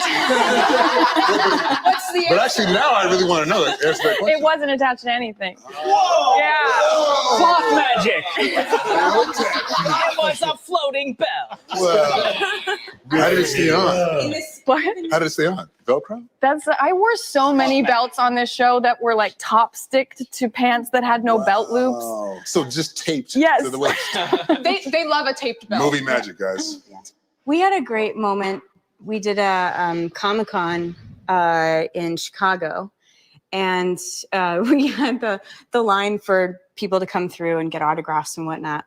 And there was a family, this woman came through with her 2 daughters, and one was, you know, her biological daughter, and then the other was adopted. Yeah. And it was such a wonderful moment because they looked at the both of us just saying, you embody exactly like what we have in our house, and we don't ever get to see that. And to see like a healthy family dynamic like that, especially, you know, and the young girl said, like, me being adopted, coming to the family, feeling like I belonged. It meant so much. That I remember was really, really special. I feel like we have to talk about when you meet small children who think that you're really a superhero and think that all of your powers and everything you do is real. And then getting to navigate the conversation. They're like, I just talked to a little girl on set a little while ago, and she was like, make a shield. Do it. And I was like, I can't. And she's like, why? I'm tired because I'm dreamer. It gets sticky for me because then they'll watch me jump and then just fall back to the ground. Like, I have to jump. I got to work with very special people, and I think I'll miss you guys the most. I think, like you said, the collaboration is really great, and it's, I think the friendships is what you miss. Even if it's hard sometimes here, like there's gonna be moments like 2 months from now, 3 months from now, you go, that's not gonna happen again. And I can tell you straight up, like, having been gone a year, you miss each other. It has been lovely to work with a family, a real family type group of people that kind of support each other. I'll definitely miss that. And you know what? I do think I'll miss playing a superhero. When enough time has gone by and I have some energy. To Supergirl. No, wait. To family. Love bonds us all. To family. To family. Thank you, Superman!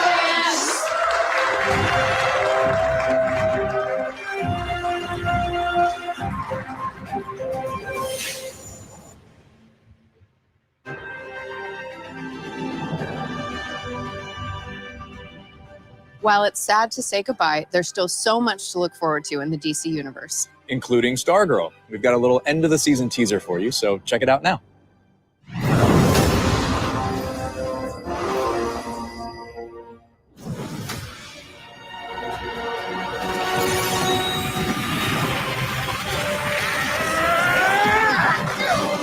To the shadows with you.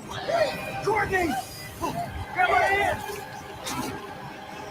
Hold on! Cord!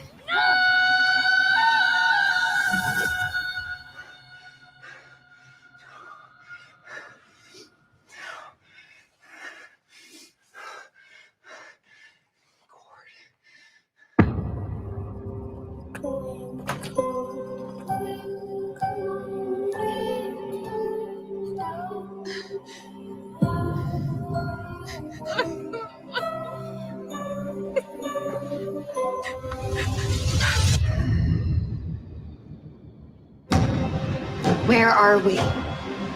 You think that everything is black and white?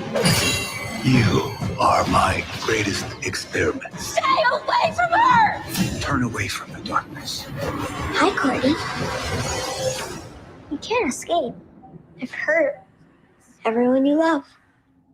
I've tortured your friends and your family. Do you want to play a game?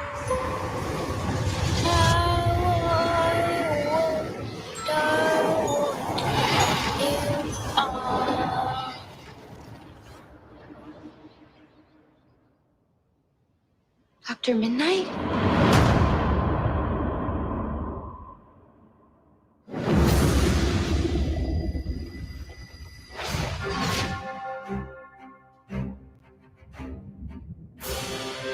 Looks amazing. Don't miss that special episode of Stargirl. There's just so much going on in the Superman universe. And just for you superfans, here is a very early look at the art of My Adventures with Superman, a brand new animated take on Lois, Clark, and Jimmy that's currently in production.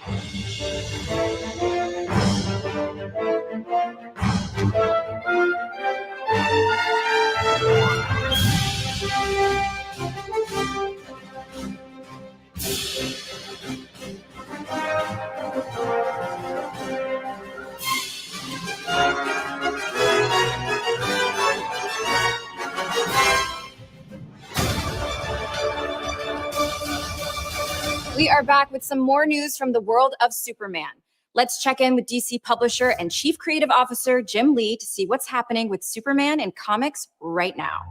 Hey everyone, I hope you're enjoying DC fandom as much as I am. I'm here to share news about Krypton's favorite son, Kal-El, or as you may know him, Clark Kent, aka Superman.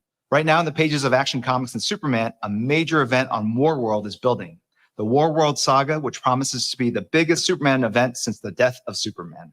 After learning of an enslaved race with mysterious ties to Krypton, Superman leaves Earth behind and travels across the galaxy to dethrone Mongol and liberate the people on Warworld.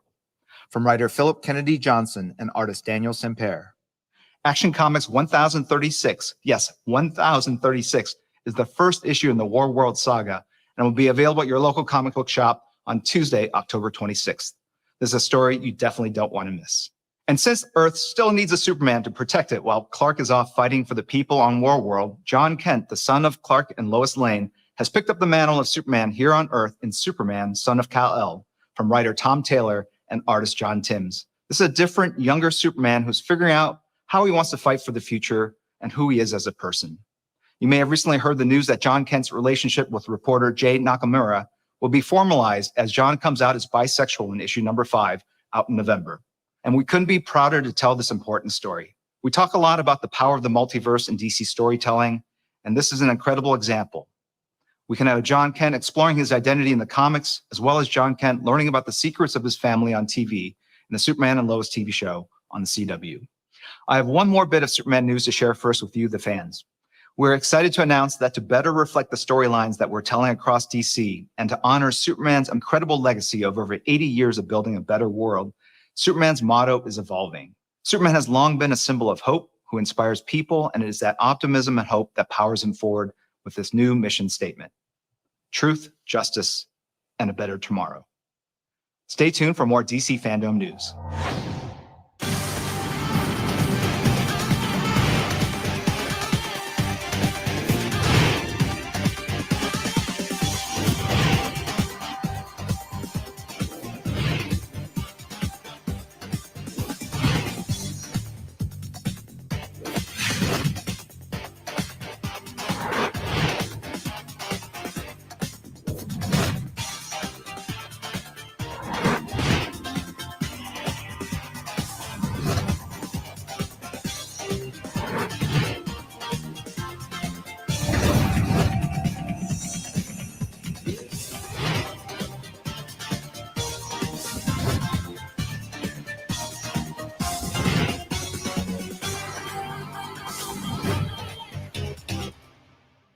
Still to come, The Flash, Blue Beetle, and Injustice animated DC movie.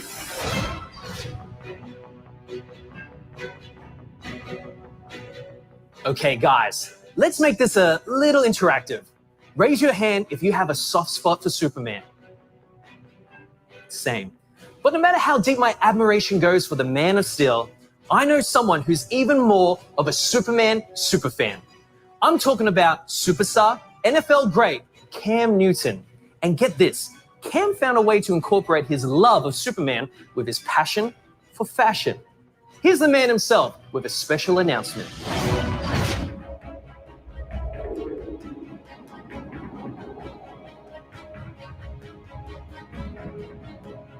What's going on, DC fam?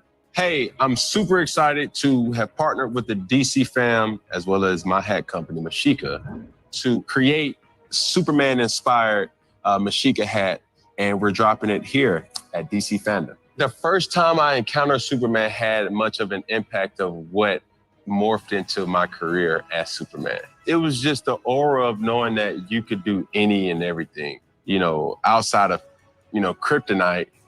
You know, Superman doesn't have any flaws. He was just who he was. And I think for me as a person, that's what I would want people to know and to feel like, you know, he has good energy. He has, you know, great qualities about him.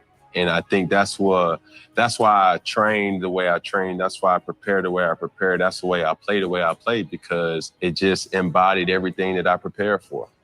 Fashion means to me expressing yourself without having the ability to speak up for yourself at times.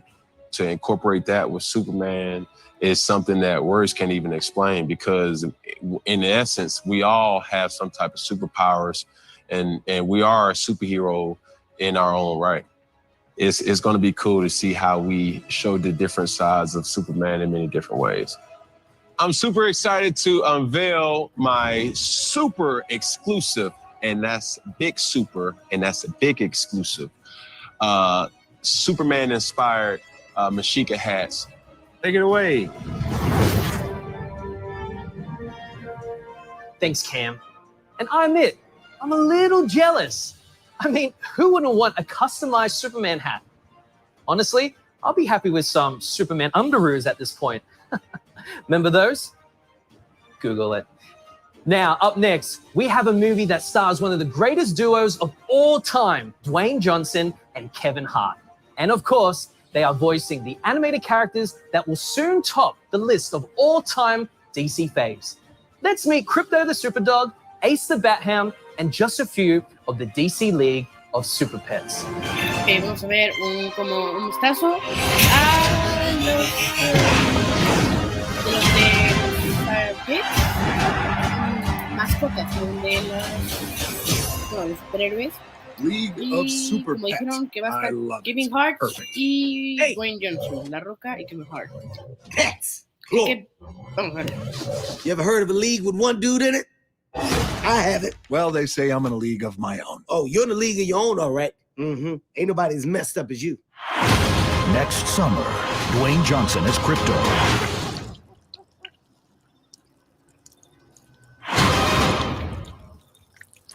Kevin Hart as Ace.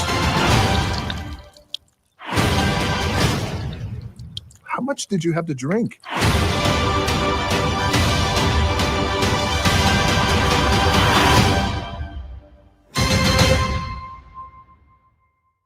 Va a estar La Roca, Okay, va a estar how adorable Luna, does that va a movie estar look?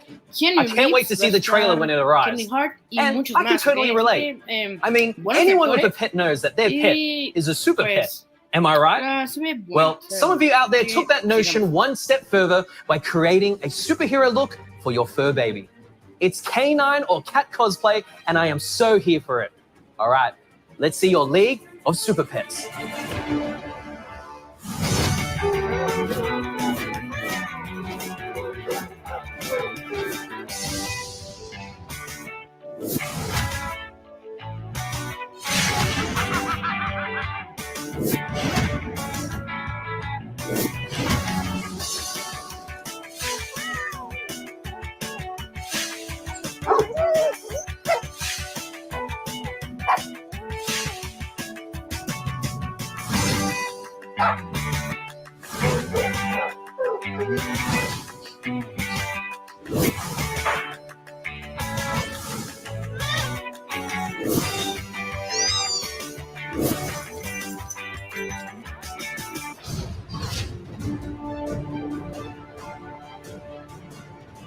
That was so much fun. And with Halloween just around the corner, hopefully you guys got some pretty good costume ideas for you and your furry family members. So stay with us for more UGC, including some pretty cool human cosplay and impressive fan art, also by humans. Now, there's some true talent out there. Next up, you've got me, Gino Killiamore, smack dab in the middle of this exciting global event for DC superfans to tell you that the excitement continues right now and with a familiar face, or should I say voice. Listen up.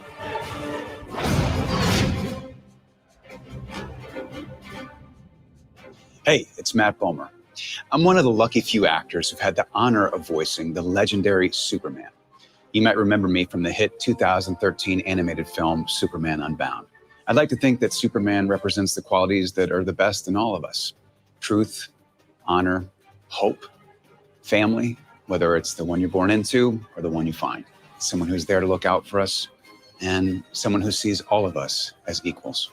I also had the opportunity to voice the Flash in Justice Society World War II, which premiered earlier this year. And because the DC multiverse is vast and constantly expanding, I'm lucky enough to play the awesome and complex hero Negative Man on DC's Doom Patrol. Here's a sneak peek at what's coming up for the rest of this season. There are mysterious things in this world that bear keeping an eye on. In my death, I must now place that burden upon your shoulders. Arrival imminent. Come on, Kay. How am I supposed to fix this alone? My tech is part of who I am. It's got nothing to do with who you are. I think there's something he needs to show me. I want to be a better person. What am I doing? She must be eliminated. We appear to be dead. Something very ugly is set to occur, and it needs to be stopped. Who is the Sisterhood of Dada? Insidious, cutthroat terrorists. How does this crap keep happening to us? We're all the way through the looking glass now. There's no turning back. There's something weird going on with you. Something weird going on with you. Why am I here? They are coming for us.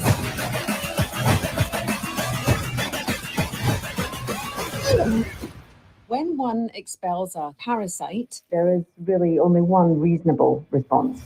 Give it a name? Oh, Jesus Christ. Yo, DC fans! Hello! I'm April Bowlby. My name is Michelle Gomez. It's your boy, Javan Wade. I'm Diane Guerrero. I am thrilled to be a part of the DC universe. Things are going to get very exciting with the new 4th season Of Doom Patrol. Did I say 4th? 4th season. Yes, I said 4. Celebrate with us by watching the first 3 seasons. Out on HBO Max as of now. Things are about to heat up. Who? Yeah.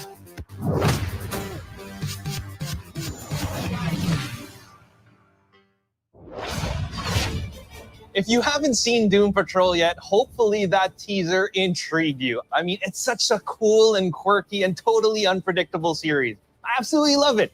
And I'm super excited to see how this season wraps up. Now, speaking of wrapping up, we've got the season of gift giving just around the corner. Now, have you started your shopping yet? God knows I haven't. Or maybe, you want to get something for yourself, a new t-shirt or a hat or both. Just complete the look. Don't forget to check out shop.dccomics.com for all kinds of merchandise and collectibles. In fact, I do believe we're having a flash sale right now. Check it out.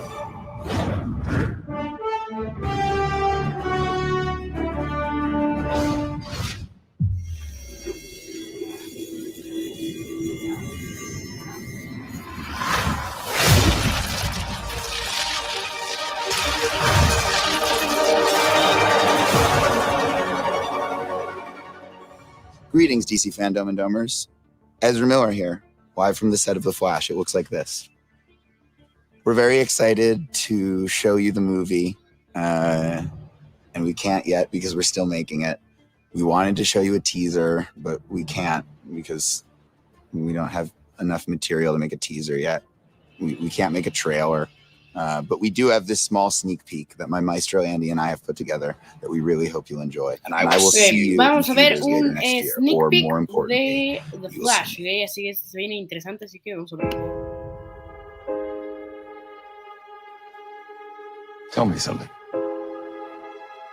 You can go anywhere you want, right?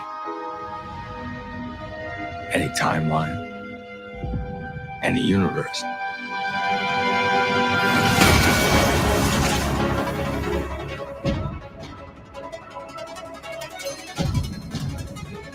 Why do you want to stay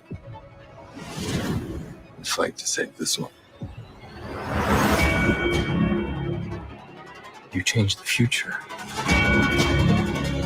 And you changed the past.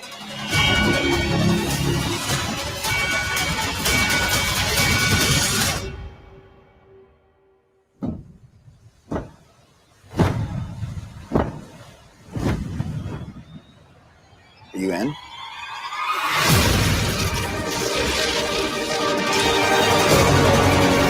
Se pone bueno, con el Batman, Supergirl, 2 Flash creo que vimos, y el nuevo traje de Flash está genial. Y creo que es el Batman en Michael Keaton. Holy Uf, o sea, viene buena, Hey, DC FanDome, this is John Ridley, and I'm here to talk about the other history of the DC universe. What is the other history of the DC universe? For me, honestly, it's a couple of things. part of it, as the title indicates, it really is about otherization. It's about people who have been traditionally on the margins in real life and storytelling, but have been there through history, the history of the DC universe, have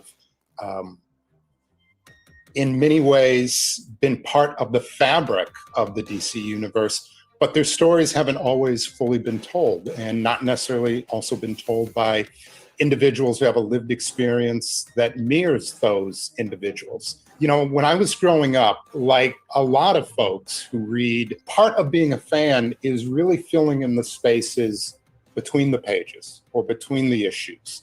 And what would have Diana, what would Bruce, what would Clark, what would they have done, you know, in the quiet spaces? What would they have done between fighting crime? What would they have done between saving the universe? And there's just this natural thing, I think, for fans to want to continue that thought, to want to continue that storytelling. And I think certainly for an individual like myself, when I was growing up, at least, it was still pretty rare to see people of color at the center of stories, to see them fully rendered, to see things, again, that felt like they had a lived experience. So a lot of the other history of the DC universe is really my history of the DC universe, and things that I thought, and things that I felt, and things that sometimes I literally imagined about stories, but became part of the universe that I knew and that I carried with me for years. To me, they're some of the most interesting characters. All of those characters, Black Lightning, Mal and Karen, who were the Guardian or Herald, and Bumblebee, Tatsuya Yamashiro, who is Katana, Renee, The Question, and Anissa Pierce, who is Jefferson's daughter. It was important for a couple of reasons. I think that they are amazing defining DC characters. When you look back on the history of DC, almost every one of those characters has really transformed the landscape, transformed the narrative, and have been iconic. Mal and Karen, their journey is just two young people, a young couple of color who were in love and committed. I mean, when that came out in the late 1970s, early 1980s, even without trying, the message that was sent with those two characters, young, committed couple of color, was powerful. Renee, her journey from being a beat cop back in Batman the Animated Series to now being the commissioner in Gotham City is an extraordinary journey. Jefferson Pierce, the first Black character in the DC universe to have his own series that he fronted. Characters that I really cared about, stories that I remembered, characters that had, to me, great lineage. Those were characters that I wanted to take a deep dive into.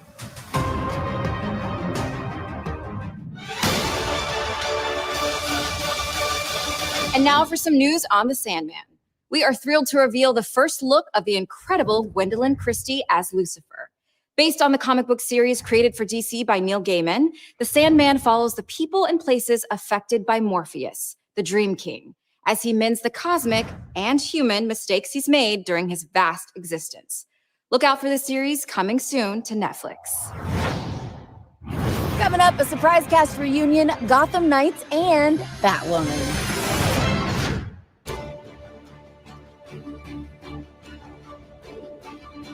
I'd like to take a moment to personally thank Warner Brothers Home Entertainment for bringing Injustice to the small screen.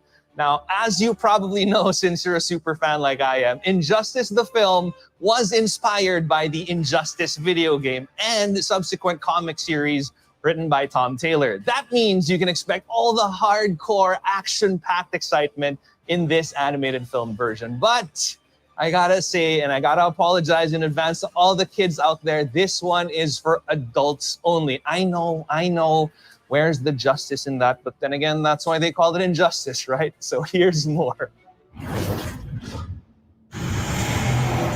I'm pulling the best joke ever. It'll be my masterpiece.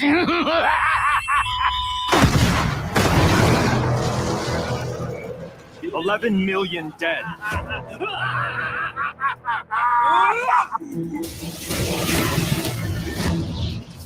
Injustice. DC's most powerful heroes and villains learn that the weight of the world can either inspire one to rise victorious or be crushed asunder. you'll throw away everything the Justice League stands for. Everything you stand for. Superman can make a perfect world. Oh, so now he's God. This tragedy of gods and humans locked in battle over ideological and philosophical differences transcends artistic media as the amazing franchise of Injustice has gone from video game to comic book series to a new pulse-pounding animated film. All hostilities will stop, or I will stop them. The laws of Superman will not be the laws of Atlantis. If we continue on this path, we go from policing to occupying to jailing, then becoming tyrants. Or justice is finally done. Injustice Gods Among Us and Injustice 2 allowed for players to choose their champion and test their mettle against DC's greatest pantheon of heroes and villains. I know you won't step aside, but you are not going to stop us. You saw how prepared Father was. He has plans for all of us. You need allies. This visceral and exciting fighting game was the impetus for the Injustice saga to continue in a jaw-dropping comic book series, expanding the electrifying and at times terrifying battle between Superman's regime and Batman's insurgency. Any hero that doesn't pledge loyalty to the Justice League will be considered a fugitive.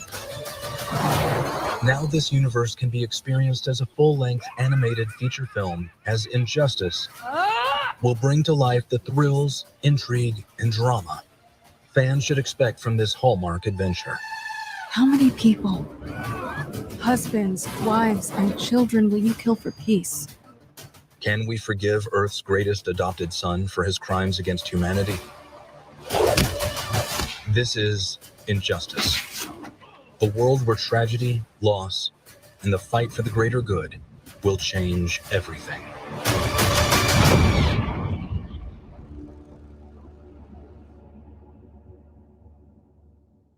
All right, we're going to take a deep dive into the world of Injustice. Joining me is NetherRealm Studios' Ed Boon, co-creator of the best-selling Injustice, Gods Among Us, and Injustice 2 video games, and creative consultant on the Injustice animated movie. And you'll recognize him from This Is Us and Smallville, the voice of Superman in Injustice, Justin Hartley. Guys, let's jump right in. This is so exciting that Injustice has now become an animated film. I got to ask you, Ed, when we were creating this franchise, I mean, the comic book, the animated film, it started with the video game, which is so cool. But was that ever the original design? No, as a matter of fact, it's always been backwards. The video game industry has done so many games based on movies or comic books or TV shows. And it's so cool to see it just done the opposite way, where the video game starts it and it just spawns off comics, animated things. This is one of the funnest parts about making a game, is seeing it kind of grow into something even bigger. Justin, when you first heard about coming in and being Superman in this, what was your reaction? Superman is the character that, when you grow up as a little boy, that's who everybody wants to be, Superman. And then when you get older, especially when you become an actor and you start to dissect these characters that you play, you go, my God, that's almost an impossible character to play. How do you do something like that? Someone who has no flaws. Yeah. And what's interesting about that, which was what drew me to this character, because we find him in a place where he is flawed. That's what I love about Injustice, Ed, is that you put your own spin on DC and these legendary characters. I got to ask, when you were first kind of conceiving of this property, I mean, what was the genesis of the idea? Our studio is NetherRealm. We're the Mortal Kombat team, right? We would use the term evil Superman, but it's a lot deeper than that. The story is, what would happen if Superman was the most powerful being in the universe, was taken to the breaking point? And it sounds like that's part of what really appealed to you about this role, right? Yeah, of course, because it's like you said, we all have our you snap in traffic, you get home, you shoot your mouth up, you say something that you don't mean. What if you were Superman and you did that? And then it's like, oh God, this tidal wave this is just a never ending. Yeah, this and could be the there's end no of backing out of it too. No. He's just so committed into it. And one thing I wanted to ask you about was the collaboration with Rick Morales on this, and you're a creative consultant for this, and I'm sure you have to strike a balance between knowing that this is an animated film, you're coming from the video game world, but what was that collaboration like, and how much do you want to give the team creative liberties to build things versus, being very authentic to the game story? It's mainly focused on the comic books, but the catalyst of what happened that kind of really triggered Superman is featured in both the comics and the games. People who know and love Injustice will see new stuff. I was blown away at all the characters that they have in this thing. There's just so many. Yeah. It's a great DC fan service, really. And it was so cool because we have these super moves in the game. And you see a couple of them in there. I just jumped out of my seat when I saw I don't want to give away again which one it was, but they have some of those kind of classic, iconic moments from the games in there. Again, they follow the story of the comics mainly, but the moments that they have from the games, you can tell that they specifically set out, let's recreate that scene. Yeah. Let's recreate those. And you're Superman. What was your twist on it? Honestly, the story was so rich. The story in the film is so rich, and it's pretty obvious what's happening as it's happening. Yeah. He's in a bad way. Yeah. He's really in a bad way. Yeah, so there's really no getting around that. You just kind of have to lean into that. Yeah, the arguments between Superman and Batman, to me, that dynamic, each having a point. Superman's probably a little bit over the top, but each having a point is such a great the back and forth. Exactly. Yeah, sure. Exactly. Now you're going to have to get a role in Mortal Kombat. That's it, right? That's I think it's done. This was the audition for MK or something. Well, thank you so much for joining us, guys. The movie is incredible. I'm a huge fan of Ed and all you've done with the games, and I love that this is such an authentic interpretation of the franchise. And Justin, you do a great job. Thanks. Focusing on Superman's story. So can't wait to watch it. It's coming out very soon. But right now, here's Anson Mount, the film's voice of Batman, with a first look at an all-new clip from Injustice. Thanks, Jeff. The vast majority of superheroes and supervillains are born of a singular event in their lives that dramatically alters their physical or mental state, or both. Flash of lightning, an animal or insect bite, an untimely exposure to some form of radiation or substance, or the death of a loved one. As the ultimate invincible Boy Scout, Superman has always avoided such trappings, until the moment in this film clip which serves as the catalyst for the central plot in our film, Injustice. Let's take a look. The Joker is no longer in Metropolis. He's stolen a submarine with Harley Quinn. They took Lois with them.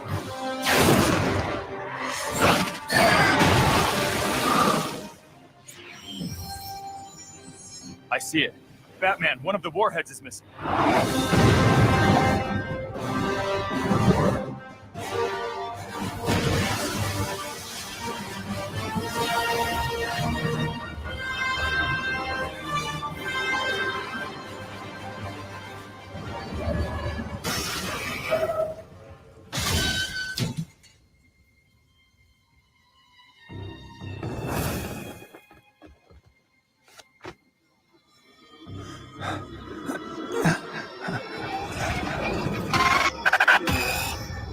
Where is she?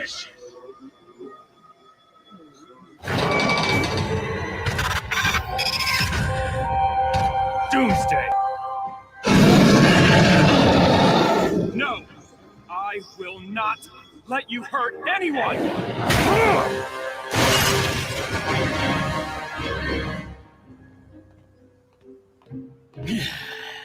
Time to go, Harley. Good guys are coming and they tend to get punchy. You're not going anywhere.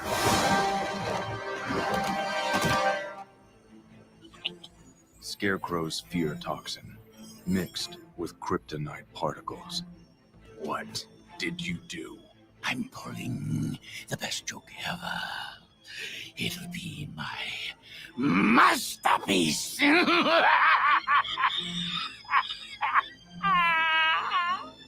Superman, stop. Whatever you're seeing, it's not real.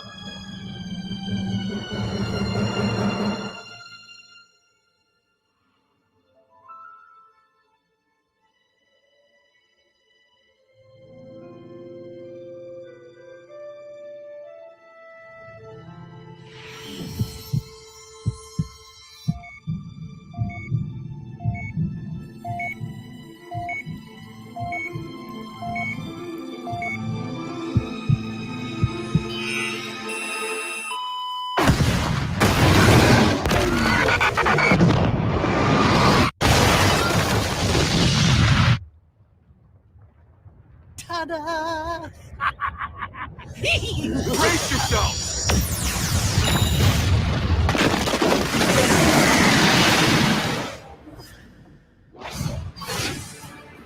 Injustice looks absolutely intense.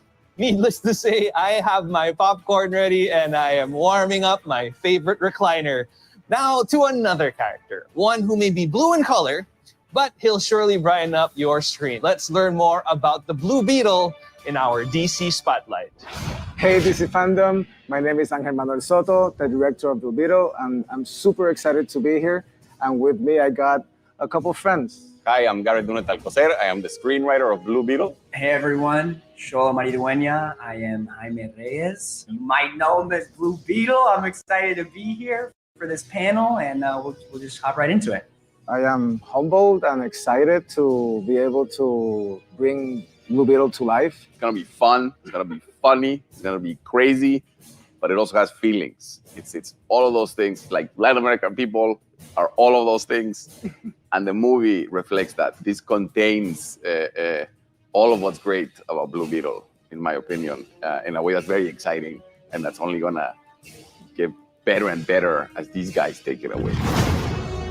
The Scarab is one of the most powerful piece of technology in the universe that has made its way across eons and eons and eons and landed in front of Jaime Reyes.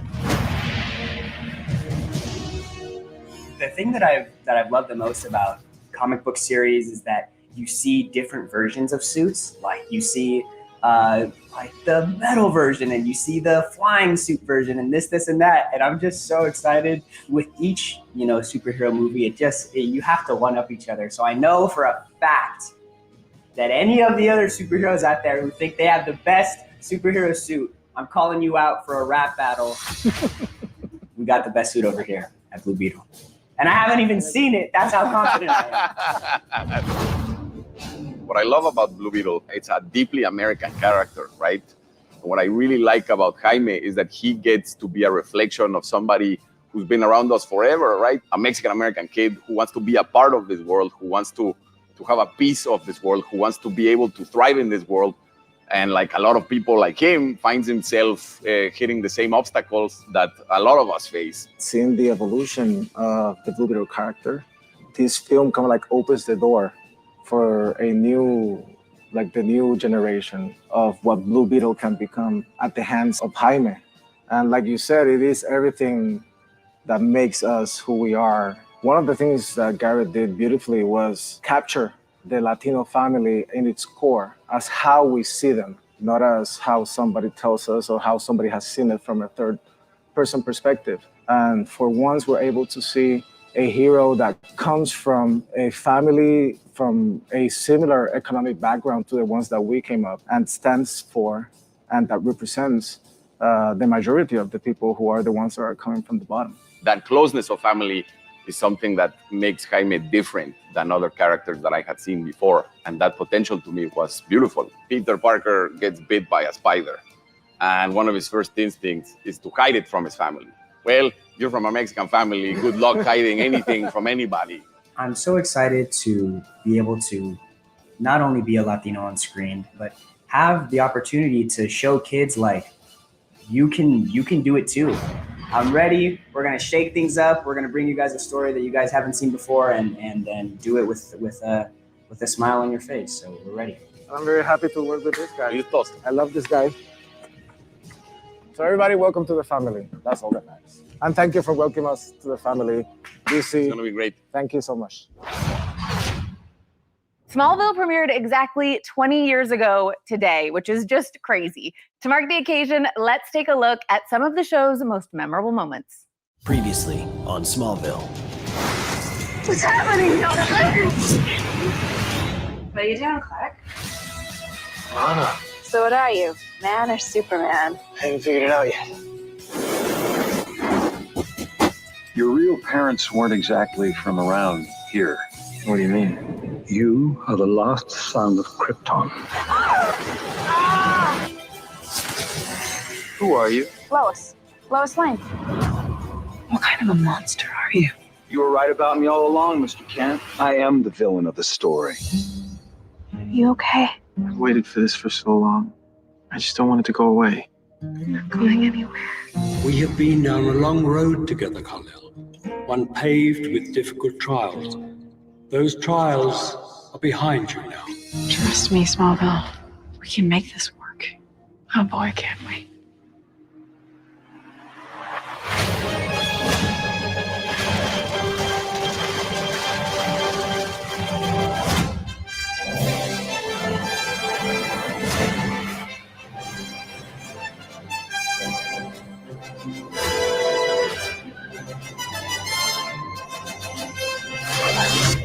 Hold on, you didn't think that was it, did you?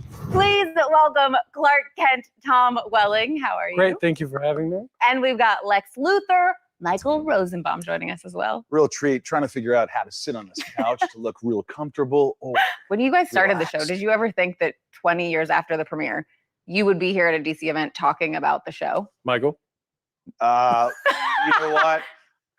Before I did Smallville, I wasn't really on any successful series. They were just sort of 1 season, 2 season. And then I saw the pilot of this. I called my mom and I said, I think I'm finally going to get noticed in my life. For a lot of you guys on the show, this was like the first big moment. Did you have kind of those same feelings when you watched it or when you were? Yeah, I mean, I lacked a great deal of experience at the time. Well, no, I did. I mean, and at no point do they say you're going to be here for 10 years. We just never knew. We were always just sort of grinding and trying to elevate everything we could do. And it was a team effort. We helped each other out a lot. I remember just being on set with Tom and either it'd be him telling me or me telling him, he'd go, do it again. Yeah. Ask for another. It became a trust thing for us Yeah. because we were together so much. And there were also times where like, you know, his character talked a lot. Mine didn't. There was a Not like time- real life at all. No, not at all. And I remember specifically there was a scene in the Luthor Mansion where, you know, Clark just appears there. Lex turns and he sees Clark and he starts to talk and he walks over and he pours himself a glass. And he comes back and he's talking to me. And literally, I think my line back to you was, and you go, that's all you have to say? Like, that's your only line? And I'm like, I would be like, I would say these whole things, these soliloquies. Yeah. pages of dialogue. And then all of a sudden, and then he'd go, so? And I'd go, that's all he has? He's got so? Was there a moment on set for you guys where you were watching him perform and you're like, holy crap, he's Lex Luthor? Or yeah, that's Superman. I mean, you just embodied Clark. I mean, it was fitting that you hadn't done a ton of stuff. Yeah. It just was the perfect timing, the perfect storm. He just had that vulnerability, that innate vulnerability and that kindness and charm. Lex obviously was ahead of the game, but saw the potential in Clark and saw that Clark didn't know what he was doing. Yeah. You know what I mean? Like that all sort of worked out. And one thing to remember, it was never about being Superman. It was about not knowing what your future is. Yeah. And a big thing for Lex was, you know, making your future what you want it to be. Yeah. You know, so it was a good dynamic. But her question really was, were you in awe of me when you watched my performance? No, not that I recall. Over the years, there have been so many special guests on Smallville. Here are some who wanted to say hello. Happy 20th anniversary, Smallville. Happy 20th anniversary, Smallville. Happy 20th anniversary, Smallville. Hot dog, I can't believe it's been 20 years. One of my favorite memories working on Smallville was being directed by Tom Welling. Whenever someone asks me who was my favorite director I've ever worked with, I just say Superman, obviously. They let me do so many of the stunts, like running beside on the train and things like that. I got to do everything playing Lionel Luthor, and I had a ball doing it. Smallville resonated with people because it was the perfect balance of heart and drama and extremely high stakes stuff that we associate with superhero stories now. I mean, you see people who've been touched by the show and it helps me appreciate it. And seeing, of course, our boy Glover up there. Lionel Luthor. I wish he was right here. I know. We love being around him. If you could change anything about the show, is there a moment that you would go back and be like, I mean, I always thought that we should have seen a Bruce Wayne. Like, can you imagine Clark barging in to your mansion and like you're talking to somebody and you're like, I'd like you to meet Mr. Wayne. And it'd just be like this cool thing. Nobody knows who anybody is. Awesome. That would have been great. By the way, you know, it's kind of cool to think that, you know, the rest of these series like Arrow and Flash and all these things, it was kind of like it started with Smallville. Well, I think you and I have discussed this, that it was again a perfect storm in that technology had literally just gotten to the point where the visual effects, the super speed and those they just didn't do that before Smallville. And that's they couldn't. It did set a version of a standard. Smallville is still kind of contemporary, still kind of looks cool. I mean, we're in Kansas, there's pine trees everywhere, but you overlook that. I didn't even notice that. Now I'm gonna for sure. And by the way, what the hell was with Lex Luthor's security? He would walk in. He would just show up and I go, Clark. Now my reaction really wanted to be, hey, did you knock? That's true. Hey, where's my security? We're gonna, some people that we haven't seen for a little bit are gonna get to come back. We're all gonna reconnect here on the show. A lot of people think I quit the show, and I didn't quit. My contract was for 6 years, and I ended up doing 7 years. When the finale came, the series finale, I called the writers a week before, like a week and a half before, and said, I wanted to be with everybody at the end. Yeah. And so I showed up after not having seen Tom for like 3 years, and it was a bit emotional. Very emotional for him. Yes. And the first take, remember the first take, big crane Oh, shot? yeah. Clark comes in and the mansion's destroyed, and there's this big crane shot, big swooping crane shot, and it comes in and goes past Clark. Lex comes in. Here's Michael. Camera comes in with close up. He goes, what's my line? What's the line? What's the line again? Oh. I was like, welcome back. Welcome back. We are almost out of time, but before we go, let's hear some messages from some more familiar faces.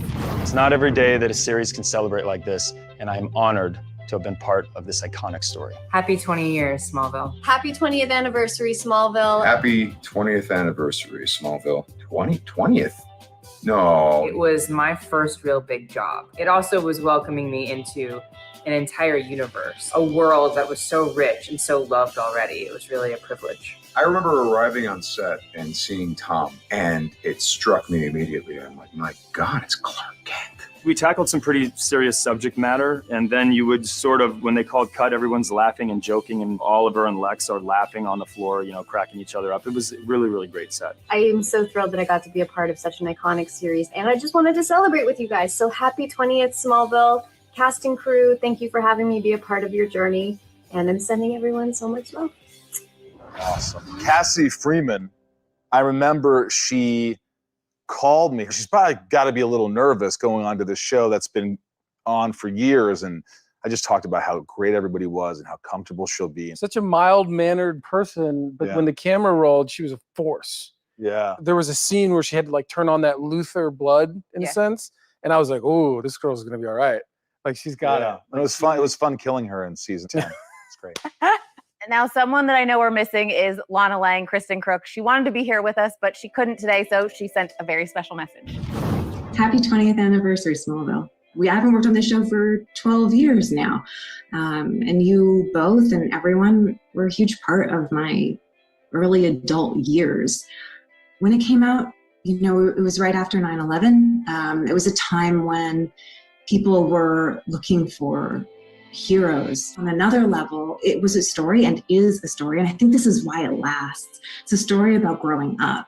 It's a story about how you feel alienated, how you feel other, and that is a universal experience for us. And Clark Kent was that, seeing him grapple with these things that would become his strengths, give all of us the aspirational hope that those things that are weird and we can't control and seem like they make us different from everyone else are actually the things that are special about us. And I think that will resonate always. Congratulations on the 20th anniversary of Smallville. That brings us to the end of our celebration. I want to thank you all for being here, watching us, and taking this trip with us down memory lane. And thank you guys so much for being here and chatting. Thank you. See you soon.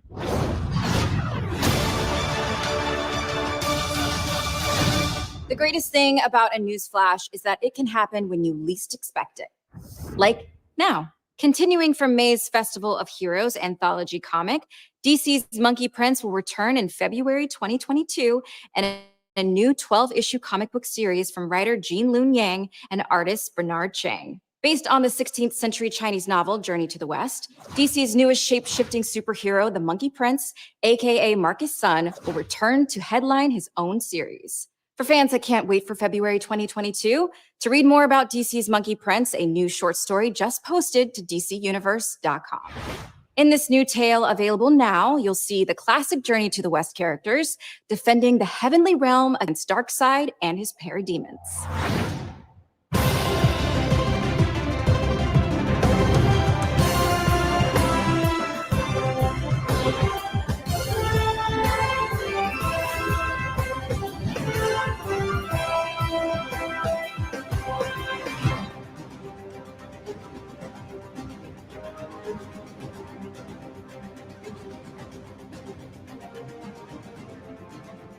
How's everyone doing out there? I am so glad to be back with you all at DC FanDome. What an amazing celebration of everything DC. Look, last year I had just been cast, so I have a very special connection with DC FanDome. It was their first year, it was my first year, so let's do this. Okay, now, you know you can't have DC without GC, Gotham City. It's dark, gritty, it's riddled with crime and corruption. That's why we all love it, am I right? Gotham is home to some really amazing characters beyond Batman. I, for one, can't wait to slip into my costume for another season of Batwoman. All the Gotham content you can handle is coming your way right now. First up, an action RPG based on some of the most beloved members of the Bat family. Maybe you've heard of Gotham Knights? Let's play.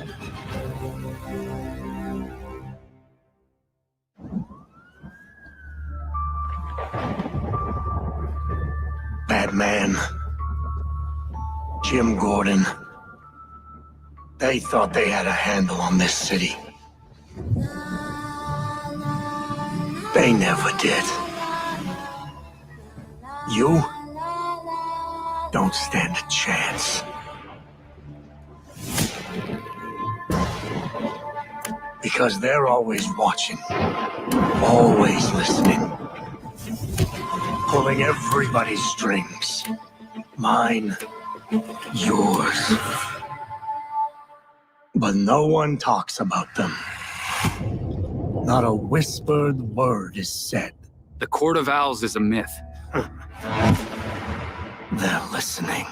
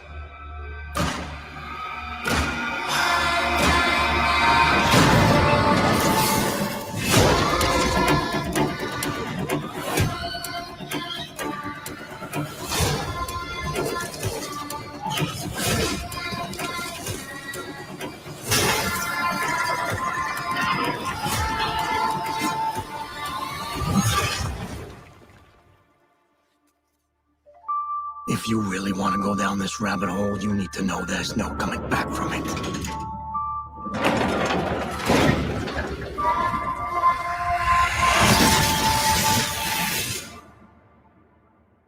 Ok, creo que este juego ya lo habían anunciado desde el año pasado. Creo que en el DC FanDome del año pasado ya estaba. One of the joys of writing comics is the hope that someone will take that story and make it something their own. And I think the folks at Warner Brothers have done a tremendous job translating and evolving the Court of Owls into the game. The fans, they cosplay these characters, they're hungry for more. And so here you are getting to play out that conflict in a game itself.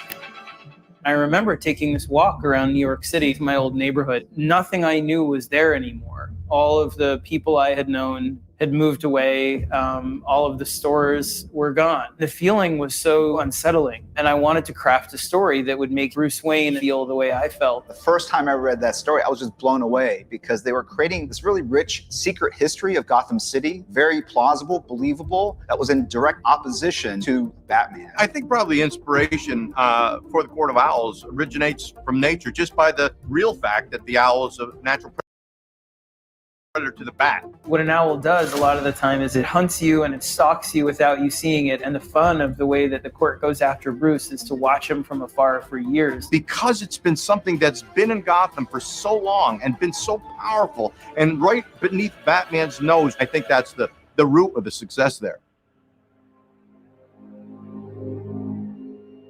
One of the biggest challenges with bringing the Court of Owls from comic books to video games is really the interactive nature of what video games are. How do you take that history, how do you take this cool imagery and bring it to life in a game that's very satisfying? We could look at the source material, we could talk to the creators, and we could ask their opinions about that. We could say, which of these elements do you think we can translate? When I went out there to see what they were doing with the game, I was blown away. I mean, It took what we had done with Court of Owls, but it just elevated it beyond a lot of the borders that we had had. You can't really rely on what you think you know about the court. We have expanded, we have added to it.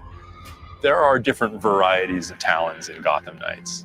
And as the players begin to understand through gameplay the unique strengths and vulnerability of the talon, it will affect how they equip themselves and how they unlock new abilities. So like any good RPG, we're presenting you with a problem, and then we're presenting you with a range of potential solutions, and players will have an opportunity to kind of maximize that according to their own style. The entire team has worked so hard on this and put so much love and dedication into this, and I really hope it comes through and it gives them a really enjoyable experience. I can't wait for us to share more information about this game. But watch out for those deadly talons, because they are sharp. Be careful.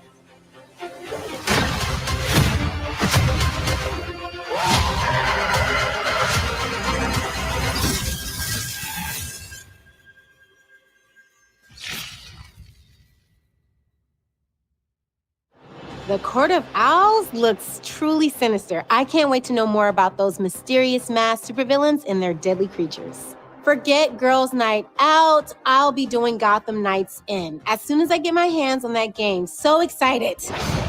I gotta tell you, being in the Hall of Heroes is a huge honor. Look at this place. This is incredible. I hope you guys are enjoying the show so far. DC is throwing a lot of really amazing content our way, and they're not stopping anytime soon. More news flashes, more announcements, and more exclusive footage is on the way. But first, a heartfelt thank you for supporting Batwoman.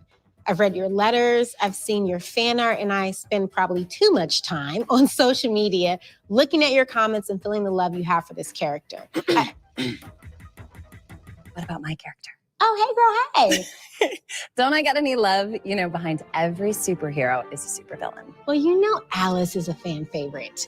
But everybody, please say hello to Rachel Skarsten, who plays Alice on the show. Hello, DC World. I am so excited to return to my evil ways on the show, and most of all, to get to work with the lovely Javicia again.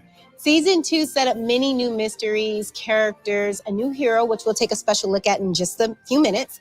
And we're going to get into all of it this season. By the way, I will not be the only villain on the show this season. Did you see the premiere? Mad Hatter, Poison Ivy, and a whole slew of baddies joining in the fun. Makes sense it would take some of Gotham's most notorious villains and a little push from Renee Montoya to get Batwoman and Alice to team up and work together this season.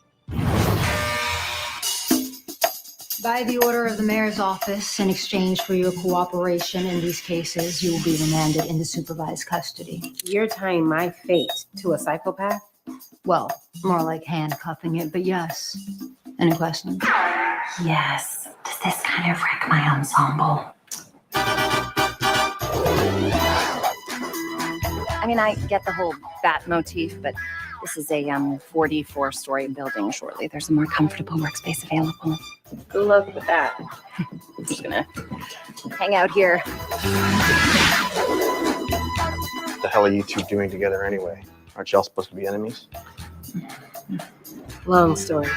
She's working with me. They're a little short-staffed at City Hall. If crazy stuff's going down, may as well get the crazy lady's take on it. We don't really use the C word anymore. Crazy? Alice and Batwoman are working together? No, I'll have to see it to believe it. Well, Rachel, should we give them a taste of what's to come on season 3 of Batwoman? Perhaps a little bit of that never-before-seen stuff would whet their appetite. I hope so. Here's a look.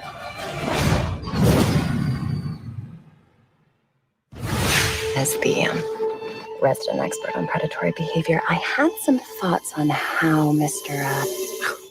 chooses his prey. I was thinking back to my first kill, for which I chose a geriatric harpy with an oxygen tank. Now, do you know why I did that? Because you're a killer, Alice. No. Well, yes, but that's not the takeaway. I chose her because she was easy pickings. See, when a fledgling predator is learning how to stalk its prey, it seeks to separate one from the herd. So he wouldn't have gone after 2 victims for his first hunt. Look at you learning to think like a killer. Which means the pool wasn't this Croc's first attack. And if it wasn't for all the blood in the deep end, they would have just been listed as missing persons. Just like the missing persons I found that were last seen at the East River shore, a mere 2 miles from the pool attack. Welcome to his hunting grounds.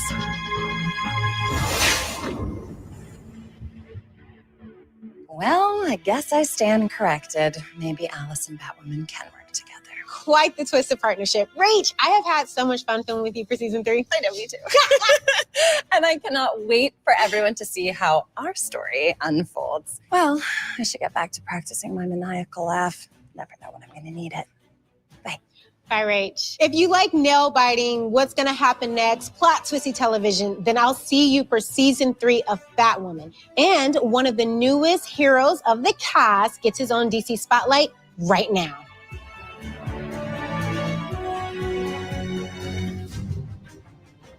Well, hey, thanks, Javicia. And what's up, guys? It is very good to finally be back with y'all virtually for this year's DC FanDome. It's Cameron Johnson here. I play Luke Fox on Batwoman. So at the end of season 2, I finally became Batwing, DC's flying armor superhero. And playing Batwing has been a ton of fun so far. I mean, tell me you saw that dope scene in the season 3 premiere when me and Javicia teamed up and took down the Mad Hatter. If you haven't yet, it's my bad. But if you did, I mean, like, that's pretty dope, right? Come on. So let's take a look at the origins of this character and how we brought him to life on TV for the very first time. Batwing made his first appearance in 2011 in the DC comic book series Batman Incorporated. So before Luke Fox, David Zavimbe, known as the Batman of Africa, was introduced in the 5th issue. By the time David retired, Luke had proven his value to Batman. Just FYI, no sidekick actually likes being referred to as a sidekick. Copy that. My number 2 dude. Nope, not that dope. Luke may not have superpowers, but he was a skilled fighter, having trained in mixed martial arts and cage fighting. So as the son of Lucius Fox, Luke had the same brilliant engineering mind as his father. His tech-savvy Batwing suit allowed him to accomplish some very impressive stunts, like flying tremendous speeds with a special mechanical glider cape. Now, there are a few differences between the Batwing of the comics and the one I portray on television.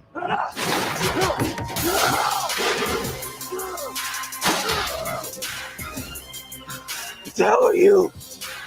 Justice.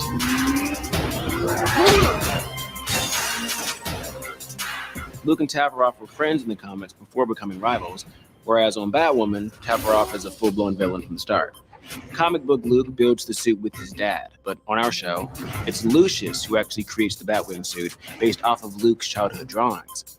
In the season 2 finale, Luke discovers this years after his dad dies. When I was a kid, I drew pictures of how I imagined a black Batman would look. It turns out that my dad was secretly turning those pictures into reality. I can't even describe the feeling of putting on the suit for the first time. The costume designer, Maya Manning, and her incredible team did an amazing job designing it and helping me portray this character the way that I envisioned him on the big screen. It truly is an honor knowing that I'm giving kids like me the opportunity to look up and relate to another black superhero. I mean, it's such a surreal experience, and I can't stop smiling about it when I think about it, because, you know, I'm just a random kid from a random town in a random state that had big dreams and wanted to make a difference. I looked up to so many superheroes growing up, and I hope that some kid out there can see me as Batwing and realize that there's a hero in them too. And one day, we might just need to meet them. Now, as some of you may know, and the true homies have copies sitting on their shelves right now, I also wrote a Batwing story for DC's Batman Urban Legends anthology series.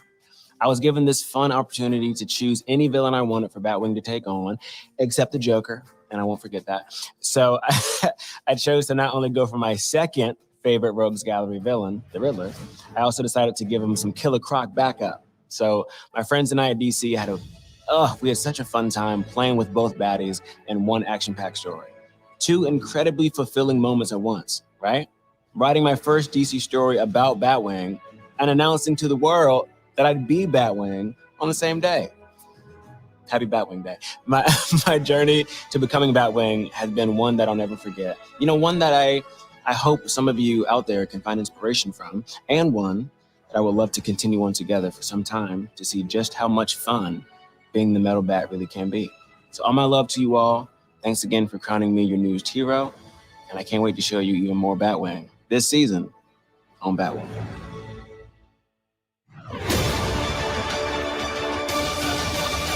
Welcome back, DC fans. We are excited to share that the winner of the Round Robin fan bracket, Robins, is available now on DC Universe Infinite. Over 1 million fans voted in the massive winner-take-all bracket, greenlighting Robins from writer Tim Seeley and Baldemar Rivas. As all the Robins come together to talk about how being a Robin has affected their lives, they are violently interrupted by someone who claims she was the first Robin. The last time fans voted on the fate of a Robin, it went very differently. DC Universe subscribers can read this digital-first title now, only on DCUI. Still to come, Catwoman Hunted, DC's Legends of Tomorrow, and the new Batman trailer debut.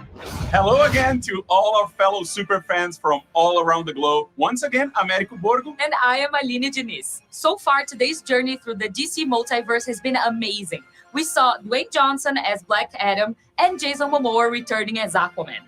The DC multiverse means we also doubled down on The Flash, took a trip to Metropolis and Gotham City, and got the exclusive intel on the latest video games. But there's also Jason Momoa.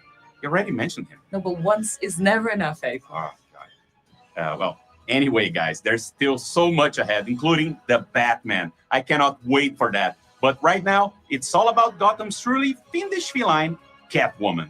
Catwoman is clawing her way into a new animated film. For more on this exciting project, please welcome the actress who voices the title role, Elizabeth Gillies.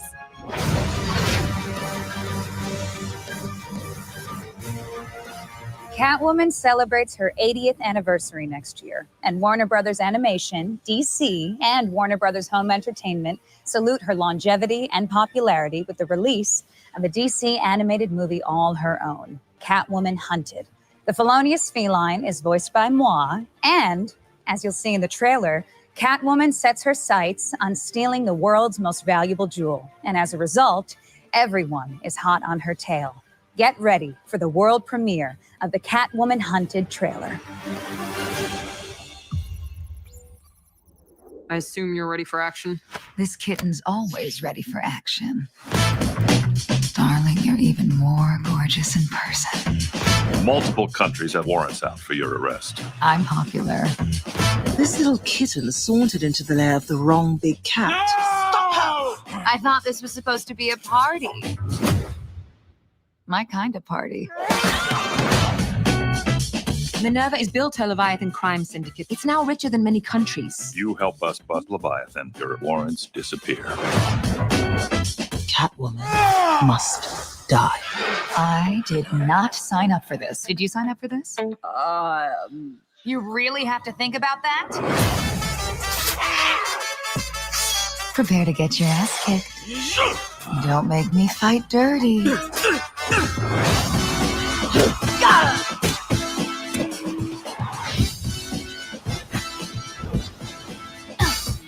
A cat always. Yeah, lands on her feet. I've heard the saying. Don't you ever get tired of that catch stick?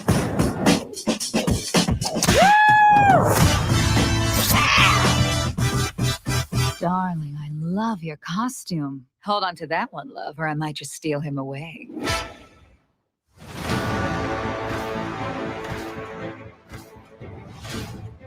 Wasn't that just perfect? Catwoman Hunted will be the first DC animated movie to be released by Warner Brothers Home Entertainment in 2022, coming to digital, Blu-ray, and 4K on February 8th. All totaled, fans can expect 5 original DC animated movies in 2022, as well as the spring release of the latest DC Showcase collection, anchored by the all-new animated short, Constantine, House of Mystery, featuring Matt Ryan reprising his role as the Hellblazer. Ever wonder what would happen if 2 youthful super teams joined forces to fight the bad guys? You'll find out in spring 2022 in Teen Titans Go and DC Superhero Girls Mayhem in the Multiverse. Brightest Days and Blackest Nights arrive next summer when Green Lantern, Beware My Power, adds to the DC Universe movies canon. And in the fall, the next generation of superheroes takes center stage in Battle of the Super Sons. the first DC Universe movie to be produced in CG. Rounding out the year, the world's greatest detective will look to unmask the holiday killer when Batman, the Long Halloween Deluxe Edition, comes to stunning 4K Ultra HD. Aline, we're so spoiled with all of these amazing DC projects coming our way. Now let's talk about the DC show that's about to hit the 100 episode mark. That's right. DC's Legends of Tomorrow is going to achieve that impressive milestone in season 7. And right now, we're going to celebrate by looking at 100 episodes in 100 seconds. Are you ready? Go. I see you've all decided to come. We can be on our way. Shall we? In the future, my friends may not be heroes. But if we succeed, they will be remembered as legends. I made you a certain promise. Jax, we gotta go. I don't want to enjoy this for a moment. Let's party! The three of us are going to change our past and our future and the world as you know it. And that's just the beginning. I just need one more moment. Far too slow. We're never gonna make it! Don't worry. The rest of the legends are here. We're busting everybody out. There's land ahead. All hands on deck!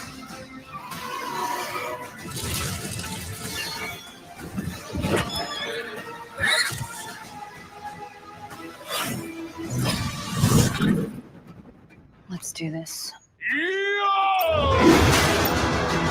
I can't do that. Wait! As I was saying, legends? Whoa. This mission has to be epic. And I have the perfect plan. Sarah, no! What's that? Can we kill them now?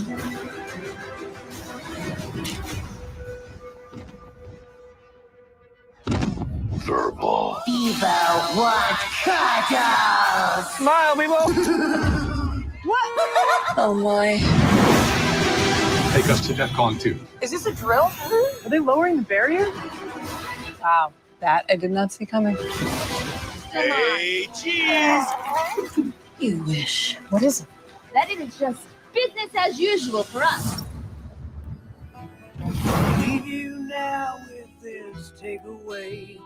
There might not be a norm, but I might be okay. I told you guys we can't keep the cowboy narrator. Sorry. Hey, man, we'll drop you off. Happy trails, legends.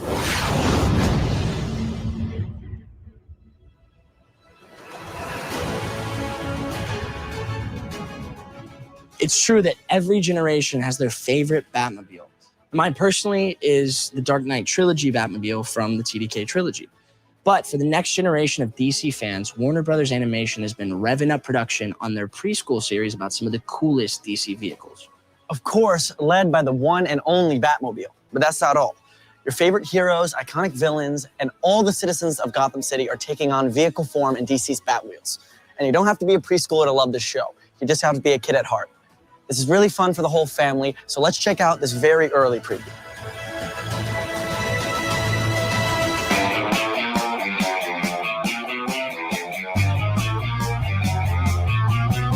When villains run wild on the Gotham streets, there's a new bad team they will want to meet. Your Batman and Robin are a dynamic pair, but even heroes need a ride to get up there. Four-wheel fighters are crime. Watch them turn a dime. Up in the back.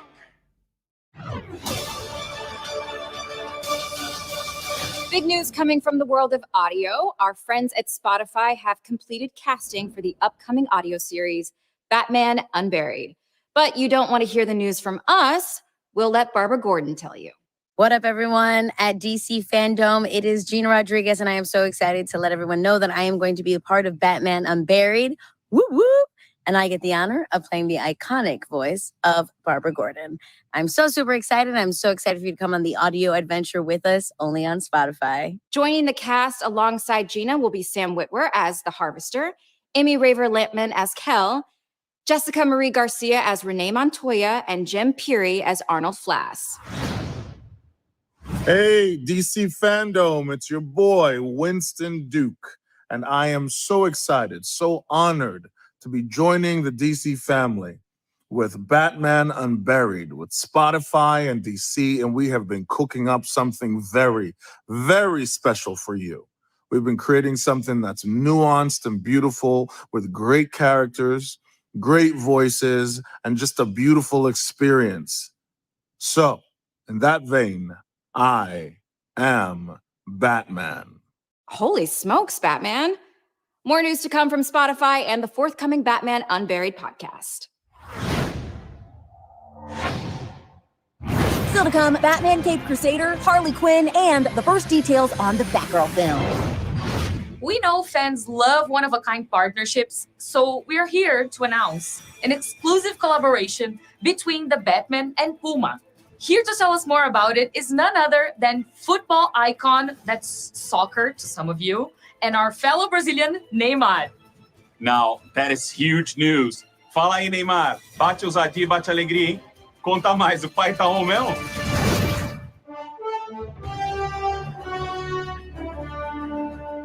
Fala, galera da DC. Tô muito animado pro novo filme do Batman. Sempre fui muito fã, desde pequeno. Uma honra muito grande estar participando desse evento. Obrigado por tudo. E tô muito animado com tudo isso. Espero que a franquia da Batman seja longa, que faça muitas mais coisas.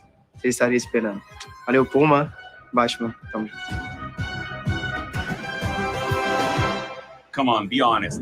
Fans would buy anything having to do with DC, especially if Neymar is involved. Yeah, you're not wrong. But now I want to talk about one of my favorite Gotham City gals, Barbara Gordon, also known as Batgirl. The tech-savvy martial arts badass is getting her very first full-length feature. It was a role that every actress in town wanted, but ultimately it went to Leslie Grace after her stellar breakout performance in last summer's In the Heights. She was so good in that. And now we're all looking forward to seeing Leslie take on the bad guys in a very different version of Gotham City. Let's learn more about Batgirl in this DC Spotlight. It's your girl, Leslie Grace. Hi, DC FanDome, and I'm your new Batgirl. I don't know about you guys, but every step of this process, I'm like, I can't believe this is happening. It's a big, big honor and privilege to be part of that world. That's really unbelievable. I feel like a kid again. Honestly, I just feel like the luckiest writer on earth. We wanted to have a very broad casting. It was very broad in range of ages and races. And what was important for us was that the best actress for the part would be cast. Eventually, we saw Leslie among. It was a goosebump moment. Yeah, it was really like the whole time. Who is gonna be Barbara Gordon? I mean, there was something that she just like that hit a nerve and felt like, okay, we are actually watching Barbara Gordon. She's a girly girl, but she also is so capable of being strong and being determined and like kicking butt. And she wants to prove herself, but she's also still just so sweet. A lot of times we focus a lot on the male superheroes, but it was really exciting to read for a female superhero that has that grit and like is very sincere and almost eager to prove herself. What's kind of fun about Barbara and Batgirl is that in this story, she's discovering Batgirl for the first time. And so she's getting to explore a duality she's always had in her personality, but it's this whole new side of her personality, a slightly kind of more daring, slightly less law-abiding side of her personality that we get to just have fun and play with.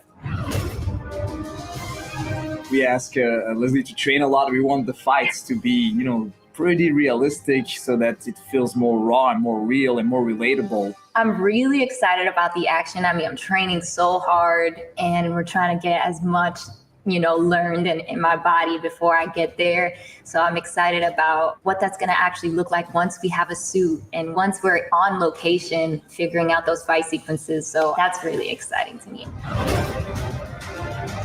you know I'm a fashion girl too, so I'm just dying. I'm like looking at that girl behind me, and I'm like, all right, I can see it. We like that she has a cowl. That we can say. She will have a cowl. So it's not gonna be the design with just the mask on the eyes.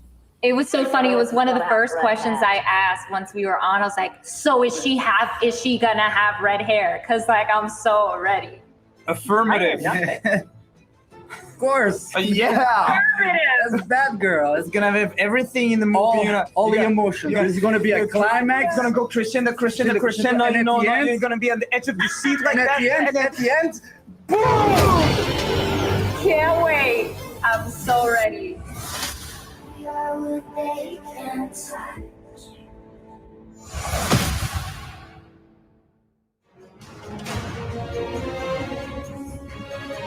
While the Batgirl film is just about to begin production, we don't have to wait much longer to see how Titans is going to wrap up its season 3. Standing by right now, we've got one of the cast from TV's Titans with some exciting news and an exclusive look into the near future.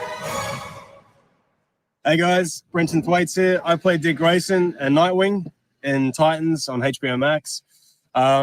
We're very happy that you guys have been enjoying season 3. We loved making it, and it's good to know that it's landing on audiences, especially the hardcore true Nightwing fans, Titans fans. We're excited to be here at the DC FanDome. We're going to debut an exclusive clip from season 3 for you to see. And we really hope that finale, packs the punch and kind of lands for you guys. But first, we're going to announce something. We're going to announce something. This is actually baked banana. Yeah, honey, go. We practiced this. What are we going to announce? Season 3!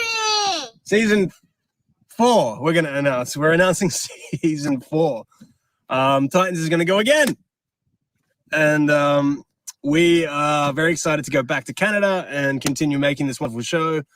It's been a wild ride. I love making it. Toronto is a wonderful place to work, and this is such great, versatile, diverse content to be able to work on as an actor. But it is all thanks to you guys for, watching it and enjoying it and demanding that they make another show, another season. Anyway, we're out. Thank you. See ya.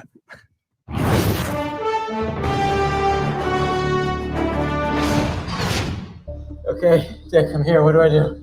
Okay, I need you to connect the router to the Wayne Manor mainframe. Slide the security panel cover straight up. It should come right off. You should have told me about Jason. Would you have gone inside if I had? You still should have told me. Okay, got it. Okay, hold on. You're not done yet.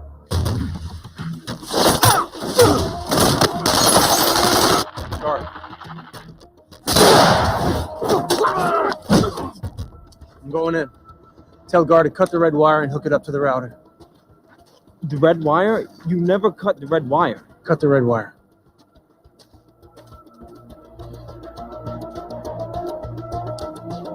Guard, it's me. Dick left. He said cut the red wire. What? No, you never cut the red wire. I know, but that's what he said.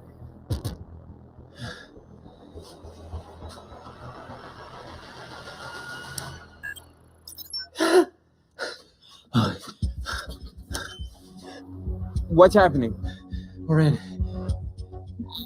Oh, shit. What? There's a security question. What's the name of the one who got away? Joker.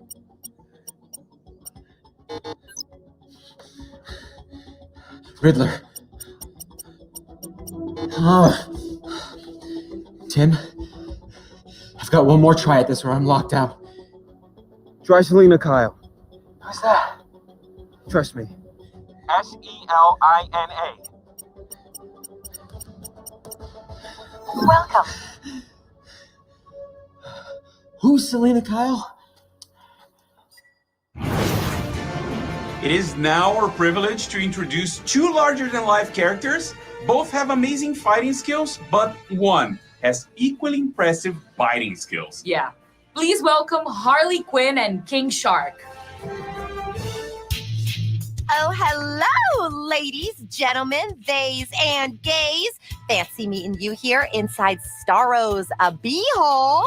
Look, we all know why I'm here, okay? To present a little something for season 3 of my show, which was announced in 1972. And here we are in 2021. And 2 whole generations of animators have been burning the midnight oil on it. And the season is still not finished. And those poor artists died of acute carpal tunnel for nothing.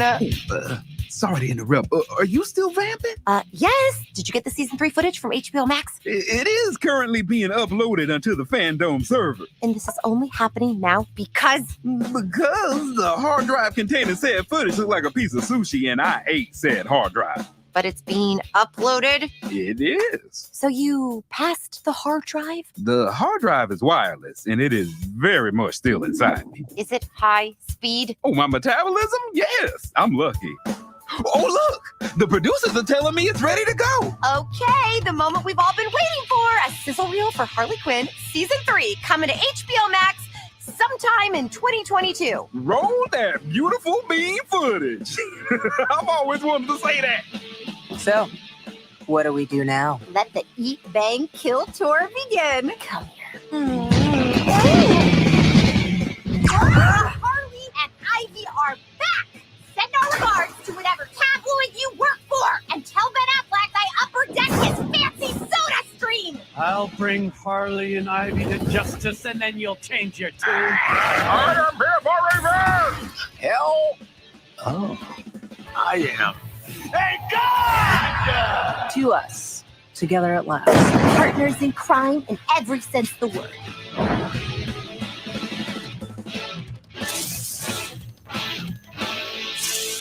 There are so many surprise twists and turns, and I say that as someone who's already lived it. I will admit that looks pretty great. Gonna be better, after the crayon guy, colors it in, and then the sound effects guy does the pew pew stuff, and the music guy does the ban thing with the guitars. Oh God, animation takes forever. You're telling me?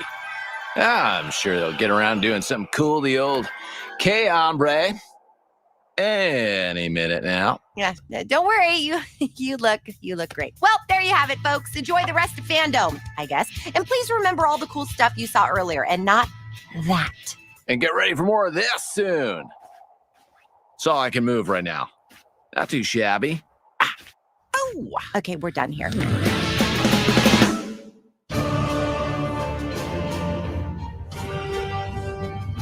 Hola a todos mis compañeros fanáticos del cómic de DC. It's me, Gabby Camp, huge super fan of all things DC.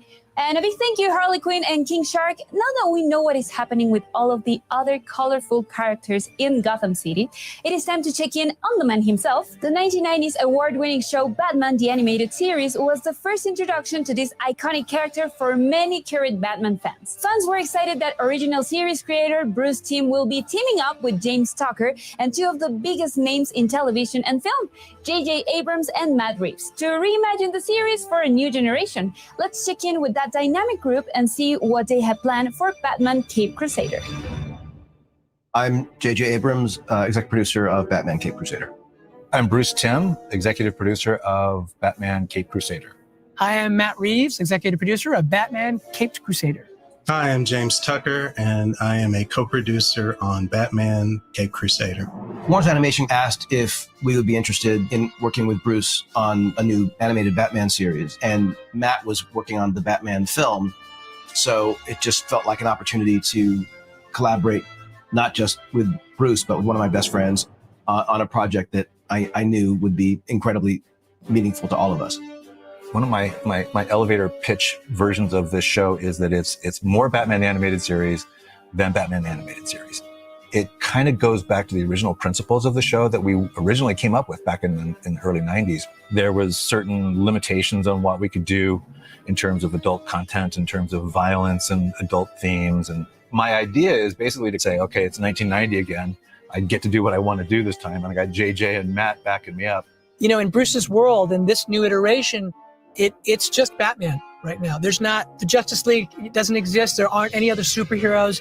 It's Batman. You're watching this lone figure swimming through the cesspool of Gotham. It's Batman alone. He's Batman. I mean, whether he's wearing the mask or not, he's Batman.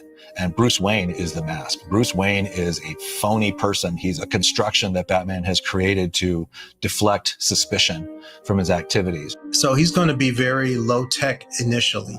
You know, as he develops as a character, we'll start introducing those gadgets, and you know, the audience can see how he developed the Batmobile using different prototypes. That's part of the fun of this series, is we're finding him discovering these things that most other Batman series, they already were there. It really is an incredibly complex psychological story about someone who, in a way, needs to be redeemed, and that's kind of what at least this first season's about. We've reconfigured some of the roles some of the characters have. We're starting before Batman has earned their trust and they've earned Batman's trust. So there's nothing assumed. We don't know that Commissioner Gordon will be Batman's ally.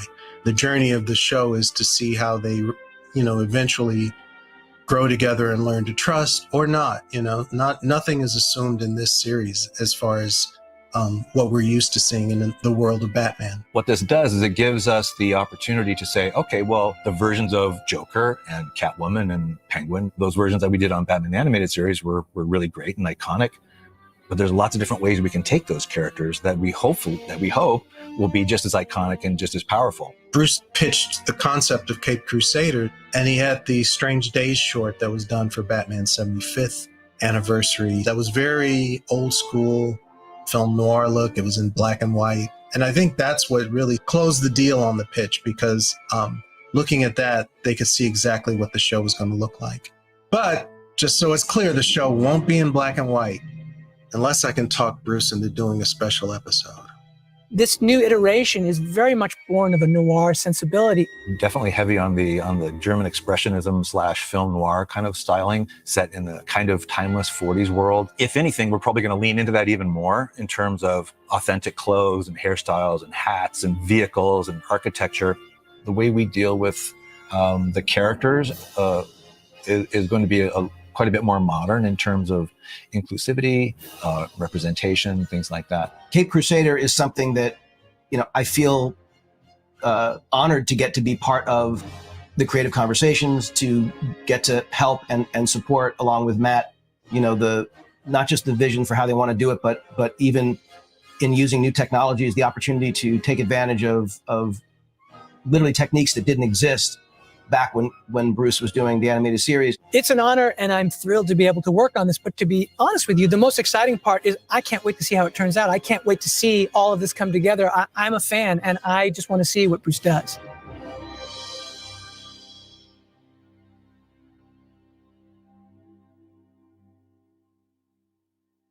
Even though it's still early days, that all sounds amazing. Batman Caped Crusader will air on Cartoon Network and HBO Max. I seriously can't wait for this one either. There's so much talent behind this series.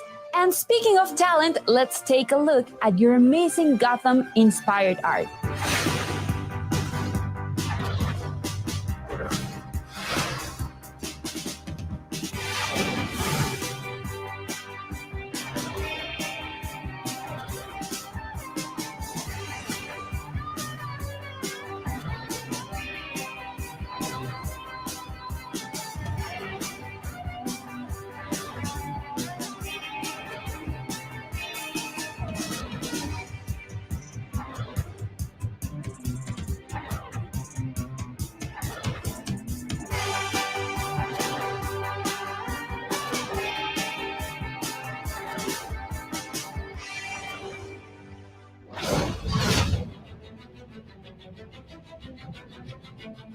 Wow, I just love seeing your creations. Don't forget, Jim Lee will be announcing the winner at the end of the show. So stay tuned to see if you've been chosen. Do you like pizza? Have you ever wanted to be like the Batman? Then you will want to get your TikTok on with those pizza fanatics at Little Caesars, who are partnering with the Batman film in theaters in 2022. To get in on the fun, record how you would navigate your everyday life if you were the Batman. Then tag your video with hashtag #BeLikeTheBatman on TikTok. To learn more, check out at Little Caesars Pizza on TikTok. We won't keep you in the dark. And here's something else to be excited about. A new DC mobile game announcement from Ludia. Looks like the most iconic DC superheroes and supervillains are going to be featured in a puzzle RPG. Mobile gamers, get your fingers ready for DC heroes and villains.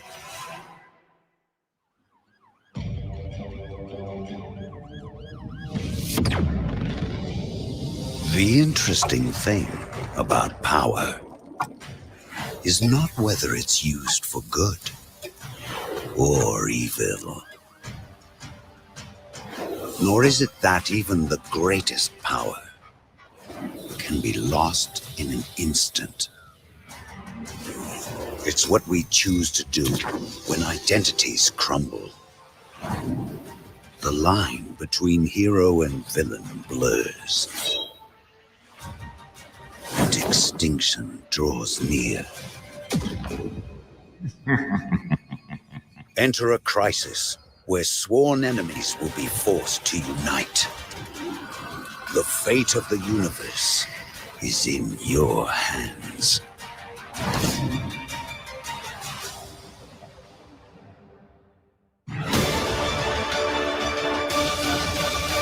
We have some exciting news for fans of collectibles. Here to tell us about it is legendary comic book artist and founder of McFarlane Toys, Todd McFarlane. Hey, thanks, Candace, and I hope you're enjoying yourself, and so are all the fans out there today. I'm here to talk to everybody about McFarlane Toys, my company, and DC Direct. We just started a partnership, but basically I'm going to take all the things that we're good at and continue to do all the things that DC Direct has been doing. So here's a couple of things to look forward to. We're going to continue the Batman Black and White series, which is over 100 different statues already. We're going to do the Harlequin Red, White, and Black series. We're going to continue doing the DC Designer series. So look forward to all of that. This is just the beginning right now. One of the early statues we want to announce is the Joker Purple Craze from the artist Greg Capullo, who I think is one of the best in the business. It comes from the pages of the Batman Death of the Family that both Greg and writer Scott Snyder popularized. I've been waiting a long time to finally get to the Batman movie, and it's coming. One of the things we're going to be doing is a big, tall statue of the Robert Pattinson Batman. And it's based on the concepts and the costume and the reference that was given to us directly from the producers and director, so that we're going to make it as authentic as possible. Take a look at it. It's going to be super cool for your collection. The thing I'm looking forward to the most is continuing the Batman Black and White line. It's the longest running statue line that's been out there in collectible history. Number 100 was based on my artwork, so that was kind of cool. This one is based on the artwork by Mike Mignola. This is from the graphic novel Gotham by Gaslight, written by Brian Augustine. We've done a couple other Mike Mignolas in the past in that series, and they've been some of the top sellers. So this one is not going to be any exception. Also, big news, we're going to be doing a giveaway on the DC Designer Batman series. This one is going to be based on the comic book Batman Year 2. Artwork by myself, so I know what it's supposed to look like. And on top of it, I'm going to sign that toy for you. So if you want a chance to win that cool big Batman, head over to dcfandome.com for a sneak peek at some of the upcoming collectibles that are coming out, including Dwayne Johnson has Black Adam and a bunch of other cool stuff. Still to come, Shazam, Fury of the Gods, and the Batman's new trailer debut. DC fans, we're not slowing down with all these announcements and surprises. Now, going into its 4th season, Young Justice is a fan-favorite series focused on the covered-up side of the DC universe, taking place on Earth 16. It sees fan-favorite characters like Superboy, Miss Martian, Zatanna, Beast Boy, and more as they take on an ever-evolving DC universe. And this just in, you can watch the first episode of the new season for free after the show on dcfandome.com, but there's still so much to come on in Hall of Heroes that you may want to finish watching our show before you jump over to watch them all. Until then, here's a sneak preview of Season 4 of Young Justice. The heroes of Young Justice have grown into leaders. McGann, Connor, and Garfield are on their own. But right now, fighting bad guys is the least of their worries. At some point, we decide who we want to be. No one on the team is perfect. You broke the rules. Makes me want to break some rules too. And sometimes, being a superhero isn't so super at all. There are some things you just can never prepare for, and some things you can never get over. What do we do? Pull your energies into me. The heroes you love always fight for what's right. Surrender or die.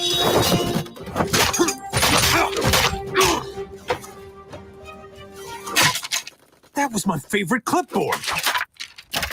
This season, they'll fight for something more. No more angst! No more meddling! You'll all die today! And the choices they make We decide who we want to be. Man, for a minute, I thought I lost you too. will alter the DC universe forever. Young Justice Phantoms, now streaming. I like it.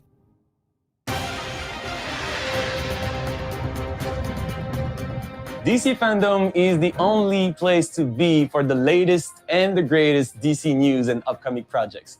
I am Terry LTAM, and to say I'm thrilled to be here with the best fans in the world is a complete understatement. This is beyond exciting. Now, up next, another first. The talented and revolutionary writer, director, and producer, Eva DuVernay, is officially making her first show at HBO Max. Eva has joined force with writer Roberto Patino to bring you DMZ, based on the comic of the same name.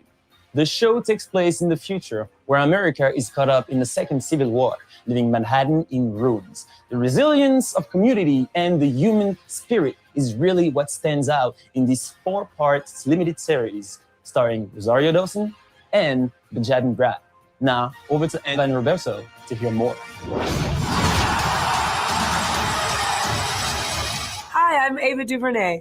I'm Roberto Patino. And we're here today to talk about our hot new DC comic adaptation, DMZ. It's a story about a fractured people that are coming together, where we have a civil war between the Free States of America and the United States of America.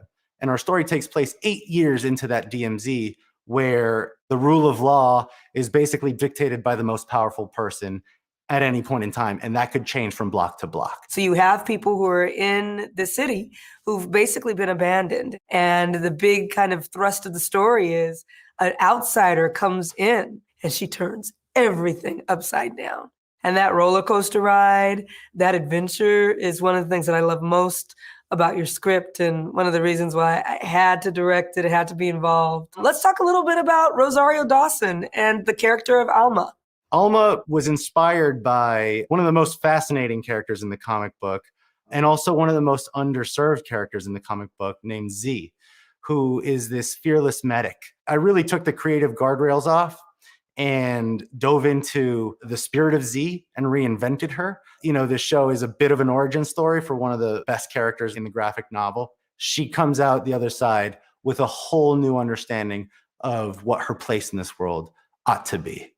I mean, the thing is like a beautiful, chaotic, messy grappling with gender and who can do what and what power looks like and who really has the power. This is exemplified through Parco, played by Benjamin Bratt, and Wilson, played by Hoon Lee. And these are two actors, Roberto, they came to play. Man, Parco Delgado is this guy who said, you know what? I am the law. I am the power here.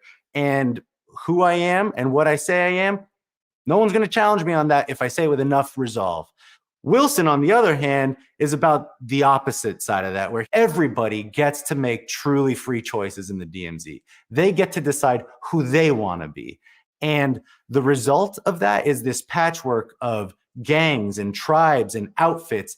And Wilson sees that as a marvel. Because that's what the DMZ is. It is set in a world that's just a few moments into the future. And it speculates what would we be if we let the worst of our divisions get to us. I just think it's super cool. It's also important in ways that allow us to consider ourselves now and what we want to be going forward. We're just pleased and proud that it's going to be making its way to HBO Max. And, you know, it's just been a pleasure working with you, my friend. I can't wait to do it again and again. Indeed. It's been such a pleasure working with you, too. And I honestly cannot wait for the world to see DMZ. It's a world I'm thrilled to share with audiences, and especially with the DC fans. Same here. Well, thank you to DC for having us, and we'll see you on HBO Max very soon.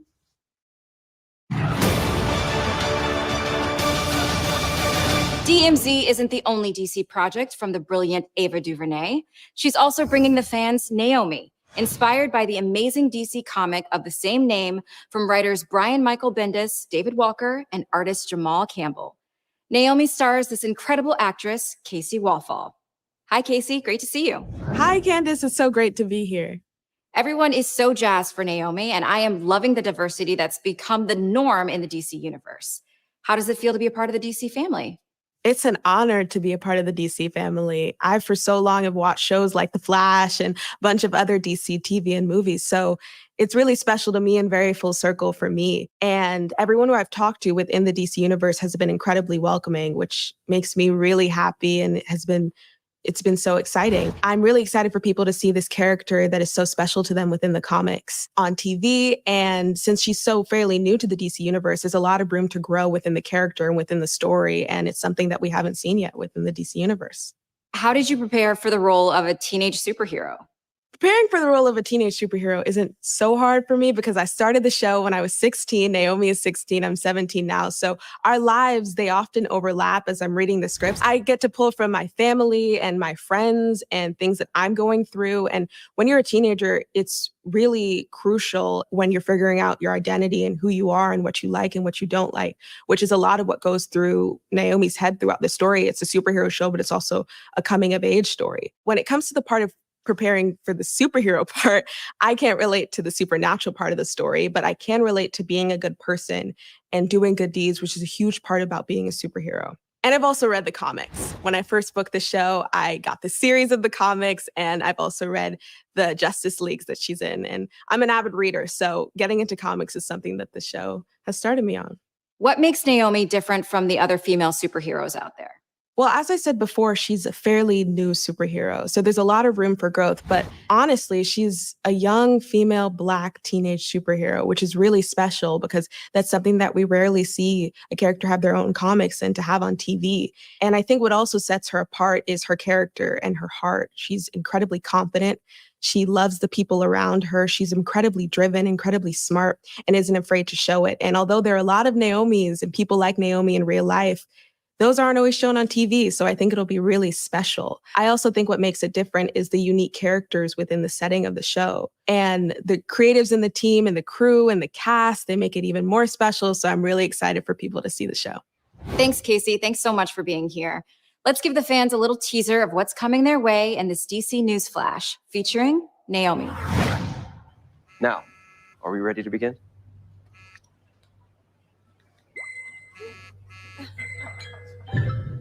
What's going on? Annabelle says there's a stunt happening in the square. Something to do with Superman. I need this for my site. Bathroom break. 10 minutes. I'll be right back.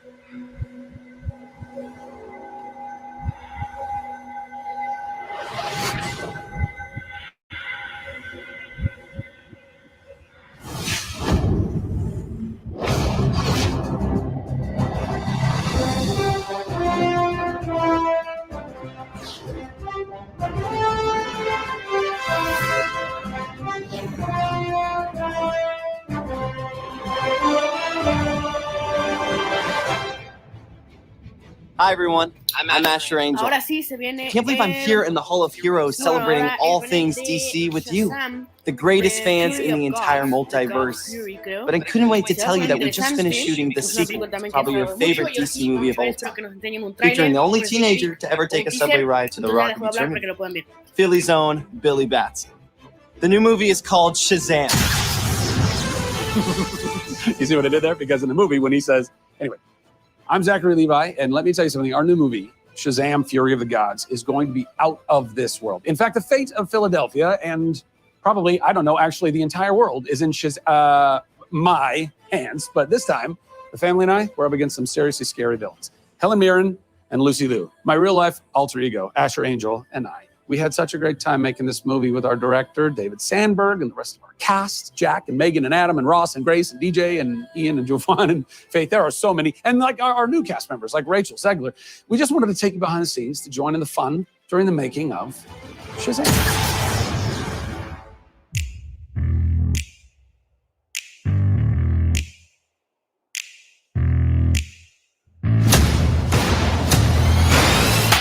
Hello, my name is Zachary Levi. I should have a little tag. And I play Shazam.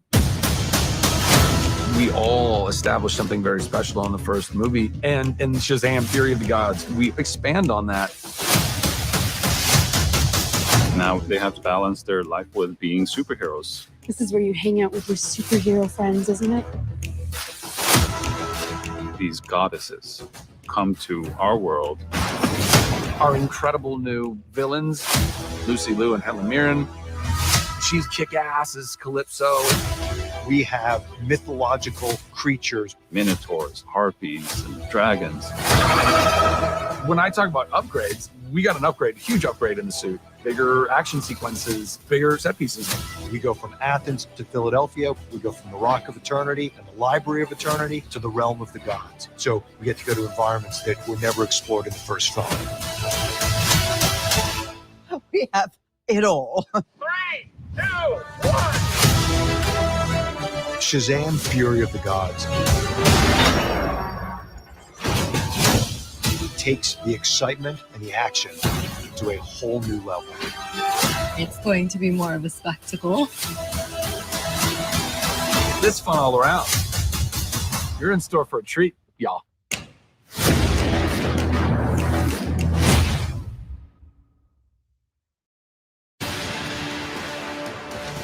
You know, it doesn't matter how many times I yell the word Shazam, I still can't fly. I also never seem to turn into a superhero. Oh well, I'll just keep trying. All right, guys, let's keep the action going. Wonder Woman, who's been having a great year, getting ready to celebrate her 80th anniversary. Let's take a look back at a few highlights from her extraordinary story.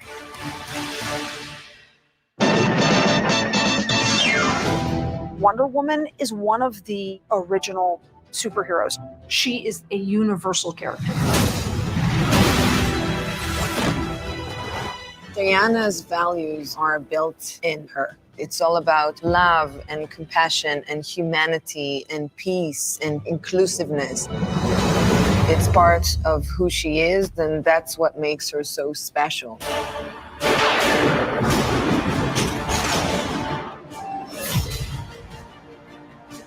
Shall we? She believes in good, and her optimism radiates hope to the world. She's been around because I think she struck a chord at a certain time and then just kind of evolved throughout the ages. We all were Wonder Woman on the playground, and I love that she elicits that in people and makes people feel like they could be Wonder Woman.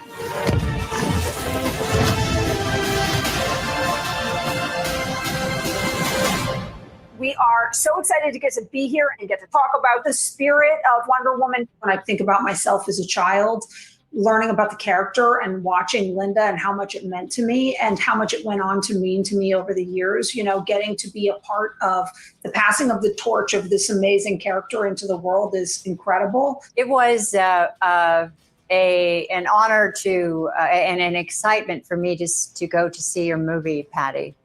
I know what it was like from the inside out, and I know what the legacy meant to me. And when I created the character, it wasn't on the comic book page, her kindness and her goodness. Her strength was a lasso of truth, and it was defensive things. And that meant something to me because we know what Wonder Woman is.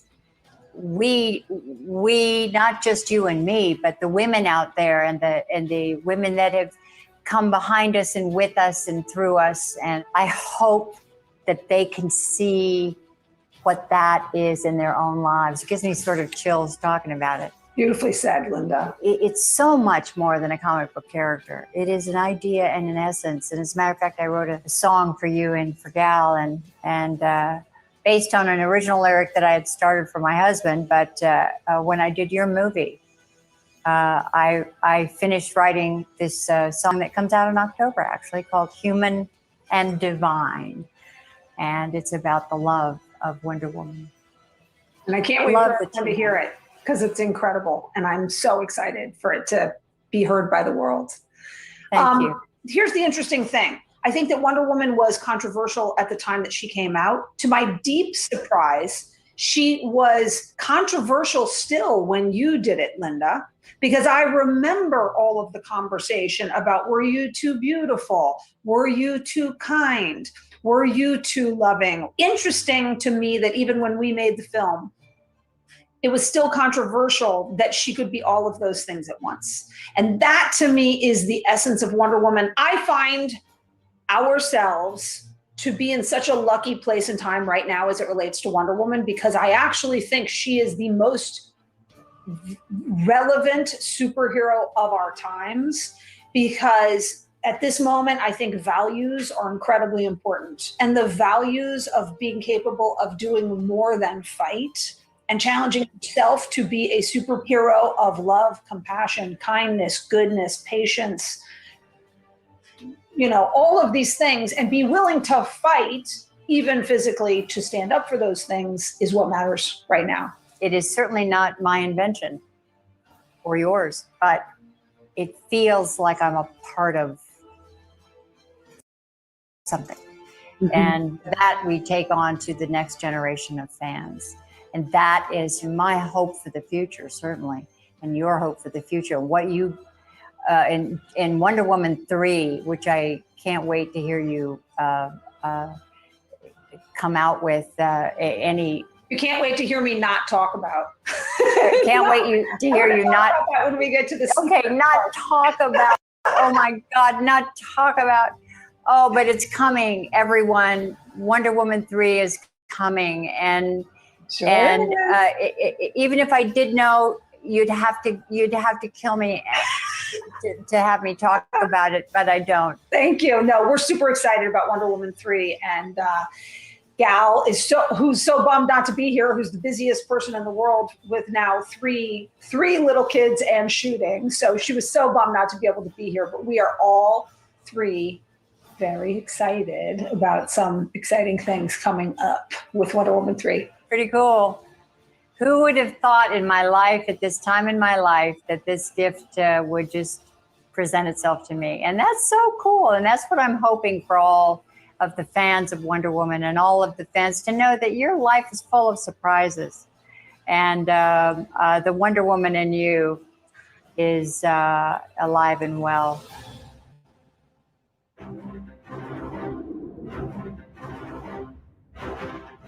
Wow.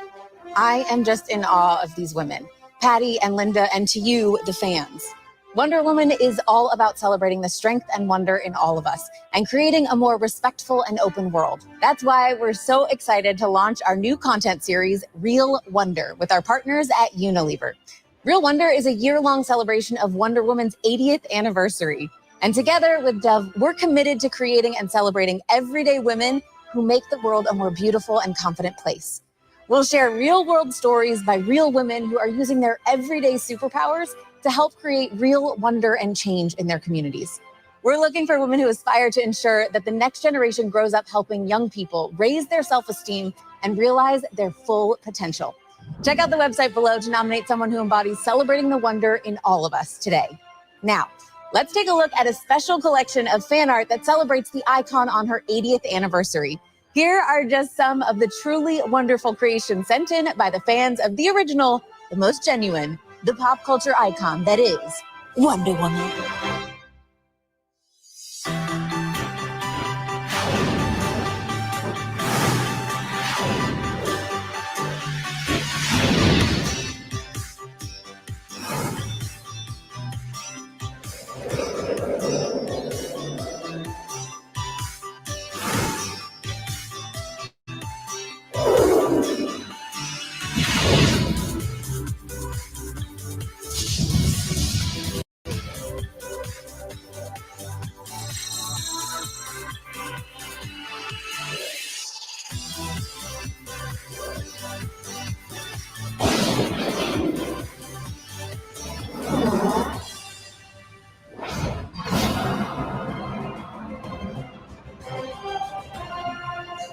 I am always in awe of your amazing works of art. We asked members of our DC family why Wonder Woman has been such an important icon for 80 years and what wonder means to them. Let's take a look.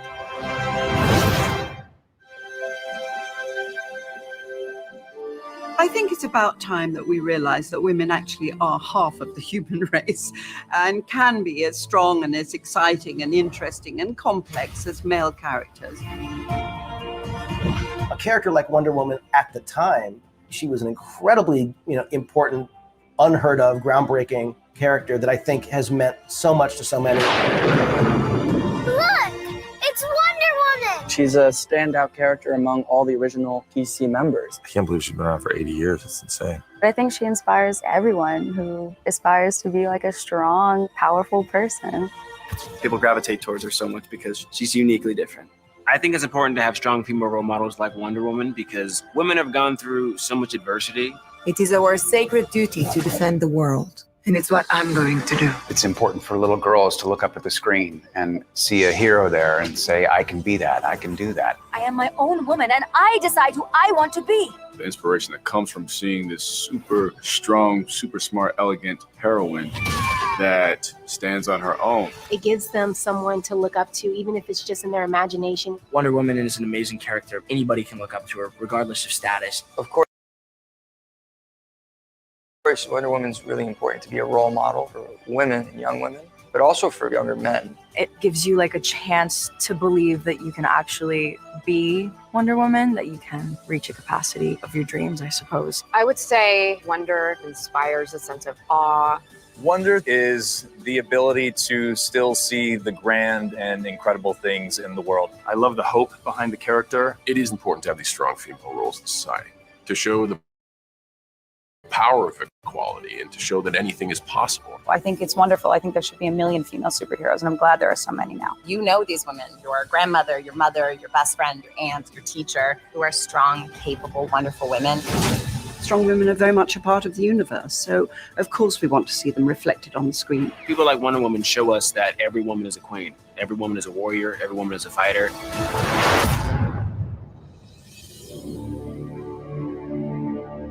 I think Wonder Woman is dope. I like that rope.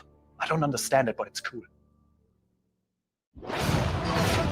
To continue the celebration of wonder, we have one more fun challenge. Now, we all know that part of Wonder Woman's iconic lore, especially from the TV series, is that she has the most awesome transformation of any superhero with her infamous spin. Celebrate Wonder Woman's 80th with us by doing the spin challenge on TikTok. Show us how you spin into action, and no matter what the day brings, you can spin into anything that makes you take on the day with confidence. Let me show you how it's done. I am feeling very confident in my Wonder Woman look.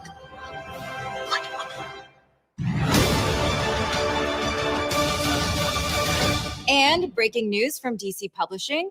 As we are celebrating Wonder Woman and the 80th anniversary of this iconic superhero, we are also looking ahead to 2022 with Trial of the Amazons. This massive crossover event will affect the future of the Amazons. Diana has ascended to a new place of existence, fighting for justice on a cosmic scale, which has led to massive change for the Amazons. Queen Hippolyta departs from man's world, leaving Nubia to watch over Themyscira as new tribes of Amazons appear. Yara Flor recently introduced to comics as Wonder Girl, and Nubia find themselves at the heart of a power struggle in this historic story that fans won't want to miss.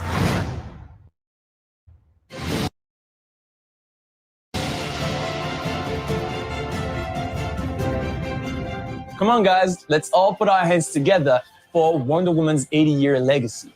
And you better believe this truly iconic character is not done wowing us yet. I'm such a big fan, I've already ordered a celebratory cake for Wonder Woman's Day on October 21st. What can I say? I have a sweet tooth. And you'll have one too, thanks to our next segment based on the critically acclaimed comic book series by Jeff Lemire. Take a look. Hello, fellow hybrids and humans. My name is Christian Convery, and I play Gus on Sweet Tooth. I hope you are having the sweetest time tuning into this year's DC FanDome. I'm excited to be with you all today and answer some of your fan questions. So, let's get started. The amount of pieces of candy I think I ate, probably about like more than 500, but I'm definitely not complaining. That was amazing. I do have a sweet tooth in real life too. So the ears are actually controlled not in post-production and not by me. It's actually a whole rig that controls them. So it starts by me putting on a skull cap, which holds the wig and the antlers, but the ears are actually connected to that skull cap, and the ears have wires that run down my neck and onto a pouch on my back that's strapped onto me. And then there's a puppeteer, and me and him work together to remote control the ears and think of cool ideas that we could do during the scene to really make Gus come alive. Are your ears soft?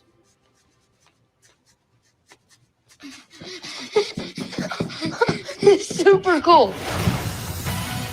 My favorite part about shooting in New Zealand was how the nature is so spectacular and extravagant that when it's put onto camera, you're like, is this fake? Because it looks so majestic and magical. That is what I love about New Zealand, the magical nature there.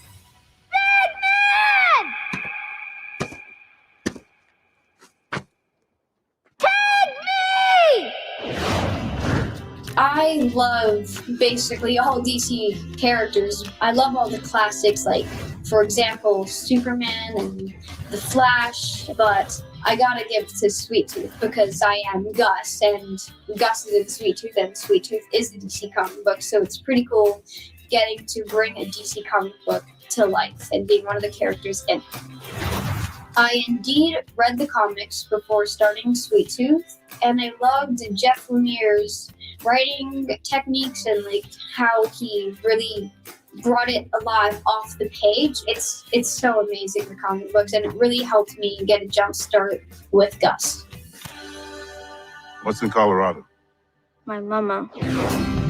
Well, I know that I'm itching to find out what happens next, but I really hope that Bobby's okay because he's the cutest thing in the world, right? Well, and of course all the other hybrids. But you'll just have to wait and watch season 2 to find out. I absolutely love how much you guys enjoy Sweet Tooth and cannot wait for you to see what we have in store next. Get ready for more banter, hybrids, and candy to last you a lifetime, or at least to cure your Sweet Tooth. See you soon for Sweet Tooth Season 2! And now that we've satisfied your sweet tooth, there's a sweet deal waiting for you over in the DC shop. It's our final exclusive drop of the day. This is the one that you've been waiting for. That's right, it is time to scoop up some brand new Batman merchandise, and it's happening now at shop.dccomics.com. Take a look.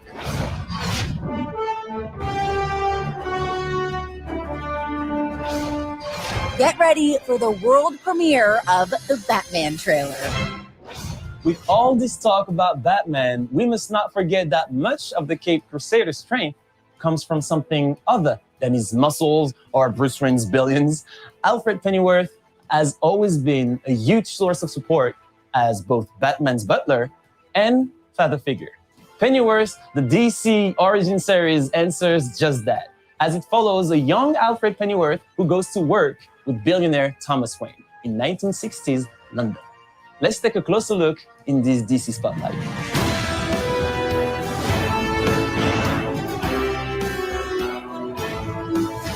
Hello, DC FanDome.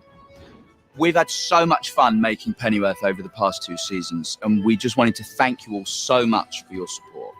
On a personal note, it's been a dream for me to play this character, and I really will never forget it. So thank you so much. Whoa.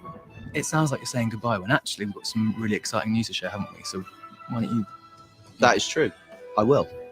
As you can see, we're on set and we are officially in production for season 3 of Pennyworth, which is now a Max original series on HBO Max. That's right. And you'll be able to catch up on the first 2 seasons of Pennyworth on HBO Max early 2022, and the all-new season 3 will premiere there later that same year. We really can't thank you enough for your love and support, and it's because of you, the fans, that we are back. and we can't wait for you to see what we have in store. Season 3 will dive in deeper on the lives of Alfred, Martha, Thomas, Bet Sykes, Lucius Fox, and all the other Pennyworth characters, as we find out more about their involvement in the evolution of the Batman canon. And there's a 5-year time jump. All right, that's a bit of a spoiler. Well, let's just say that there's lots of exciting things happening on Pennyworth Season 3, and we can't wait for you to see. It's going to be a fun and revealing ride ahead. We and everyone here at Pennyworth are so happy to be back, and we'll see you very soon on HBO Max.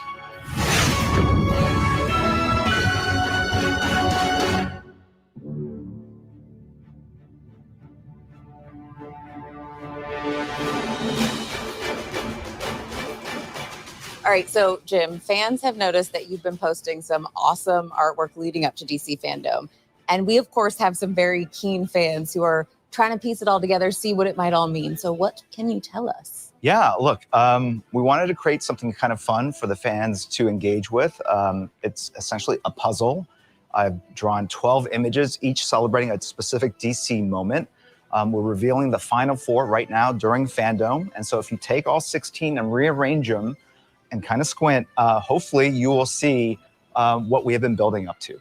And it is the iconic cover from Crisis on Infinite Earths, #1, drawn by one of my favorite cover artists, George Perez, 1985. And yeah, it's a fantastic piece of work. And that is what this mosaic approximates. Is squinting an official instruction or rule to figuring out how this all comes together? Absolutely, because look, I wanted to make it hard enough so that people didn't immediately recognize what the cover was. So I basically used elements and drew in characters that approximated those shapes. And at the end of the day, if you squint, it should work. But the dead giveaways are the panels that say Crisis on Infinite Earths, and we save them for this moment so that we wouldn't spoil the surprise or the puzzle for the people that have been working on it. Well, it sounds really cool, and I am so excited to take a look at this with all the fans watching right now, too. It sounds like it took a while to put this all together. How long have you been working on it? Yeah, look, you know how slowly I draw. So it's been, we've been working on it for a couple months. Also, I love that you're like, you know how long it takes me to do. If I tried to draw anything near what you draw, it would be like 3 years. And I'd have like, there's one line. Sure. No, absolutely. Doesn't look like anything to me. Well, look, it wasn't just a drawing. I also had to make sure that the drawing approximated this overall kind of iconic image, right? So that was the challenge. So now that we've got some more revealed, what does it all mean, Jim? Yeah, so that is the $64,000 question, if I could date myself. But at the end of the day, it is the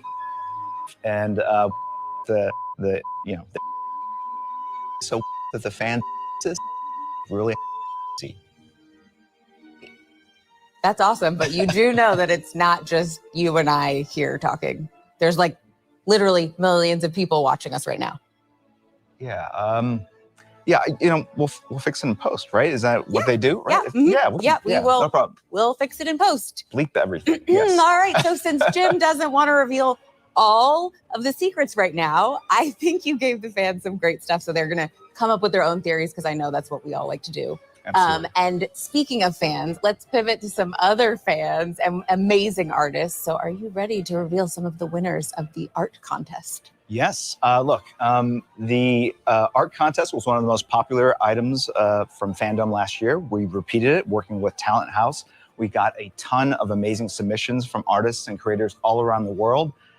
It is the hardest part of my job trying to pick a winner, but we were able to settle on some pieces that were just stunning. So let's take a look at the winners.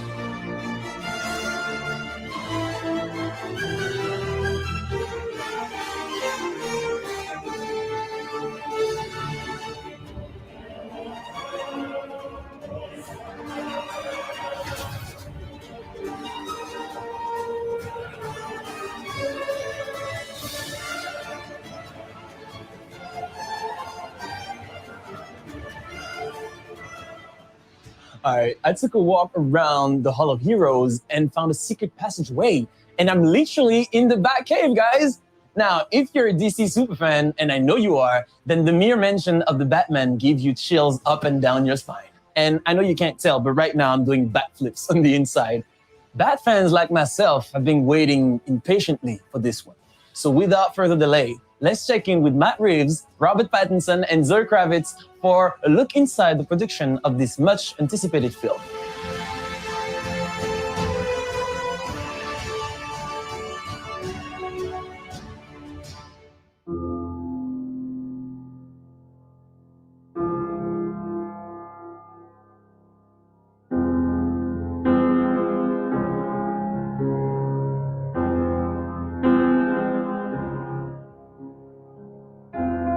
For some reason, Batman just always stood out. It's one of the major characters of the 20th century, and so many people connect it on such a deep level and for so many different reasons. The first conversation I had with Matt about it, I just knew there was something radically different from anything we'd seen in Batman movies before. Ya se va a venir el trailer.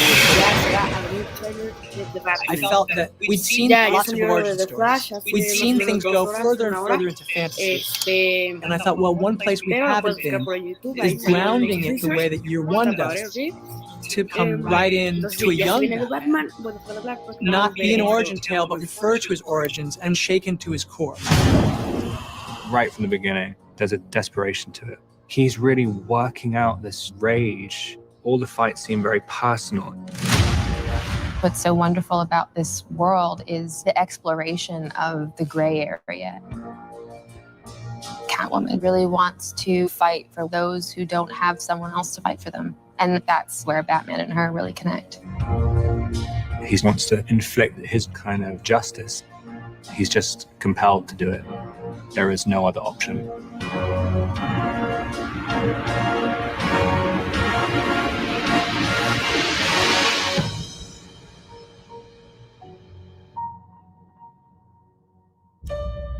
Hey guys, so you just saw a little look of us behind the scenes, and it feels like that was forever ago, which is really strange. And actually, as we're finishing the movie now, kind of really emotional for me to see you guys, especially after everything that's happened, and to see you now again. I feel like I've been watching your faces every day in editorial, but now to actually see you guys is really, really great. And I got to say, it was an amazing time making the movie with you guys. And it's really cool to see you now. Oh, and it's so exciting to see like these little snippets of the film, you know, after for us being able to step away for a while. I know you've been in it the whole time, but every time I see just a little bit, it's so exciting. If you can see the progression, it kind of seems like it's getting more exciting and bigger and kind of scary. Yeah.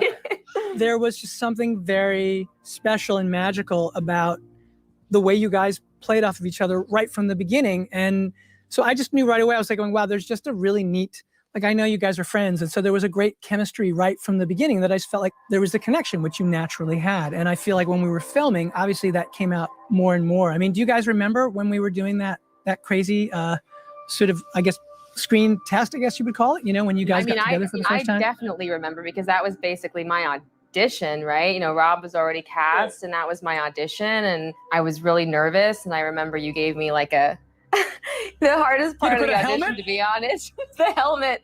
They were like, here's this helmet, you know, and you have to like walk out, and then you take the helmet off and you do the scene. But it's like sometimes really hard to look like cool when you're taking off like you get stuck. And I was like, this is how I lose the part. I lose the part because I can't take off a helmet. And it was just the opposite.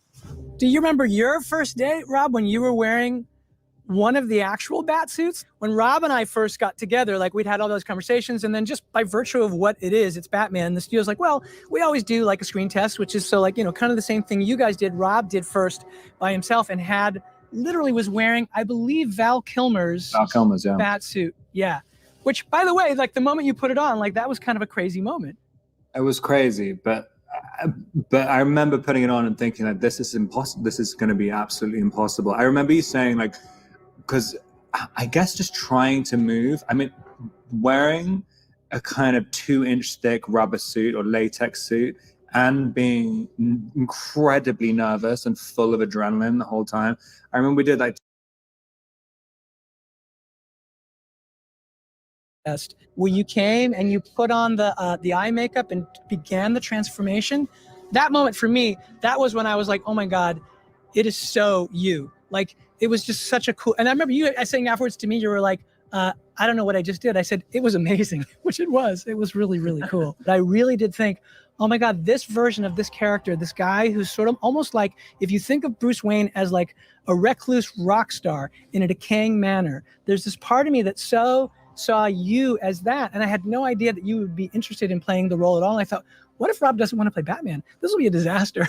And then it turned out that you completely on your own had a whole path to the same thing, which is that you had been obsessed with Batman for years. And when you found out that we were doing this version, you were very interested. So it was one of those things that for me felt really kind of lucky and fated. And then we met, I really felt that connection with you where I felt like, oh, we're going to be able to find something new with this guy and do something really special. But for me, you were always that version of what I saw in the page. And that was about trying to create a new version of Bruce. He doesn't have as much control over his personality. Like the delineation between when he's Batman and when he's Bruce is not so clear. I mean, in other kind of iterations of it, you know, he really knows what he's doing when he's putting on the cowl. And I kind of really like this idea. It's a little bit out of control. He hasn't completely defined what Batman is. I mean, it's kind of, he gets lost in it whenever he's putting it on every night. And it's kind of, he's not sleeping and he's, you know, becoming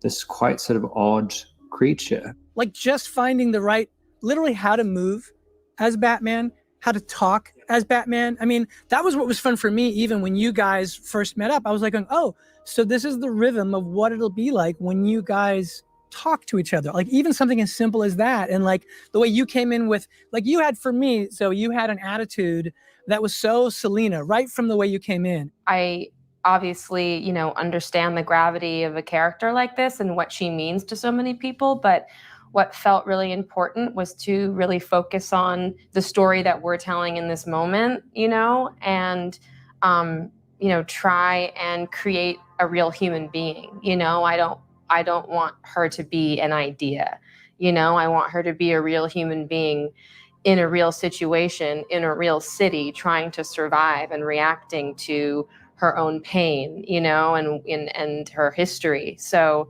I really, really focused on this particular story and this particular moment in this woman's life. I think it was about trying to find a way, again, as Zoe was saying, to ground her so that she felt like she had an emotional journey that made sense for who she was, that ended up being Selena Kyle, but was one that we hadn't seen before. And yet some ways it does connect to the comics. I mean, that's the thing which will be fun to share with an audience is that there are a lot of iconic Selena Kyle aspects to the story, but I don't think any version of any of the Batman stories that have done any Selena stuff have done it in this way. Because this is the foundation that we're setting right now, right? Like as we move forward and see her become Catwoman, you know, that heart and that humanity will always be there. So we debuted our first trailer for our movie last year at DC FanDome. And we want to say thank you for the great response. It's only fitting that we share the second trailer with you all today. Okay, enough from us. Here's what you've been waiting so patiently for. It's the trailer. Se viene el trailer.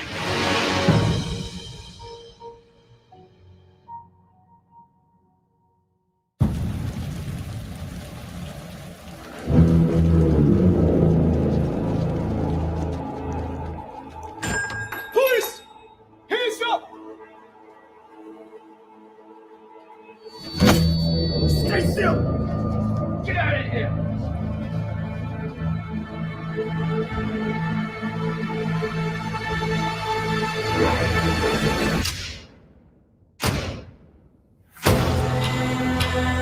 Fear is a tool.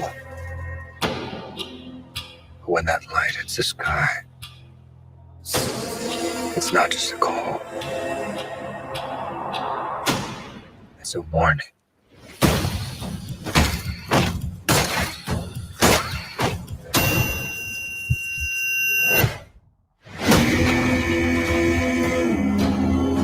I've been trying to reach you. Martin God!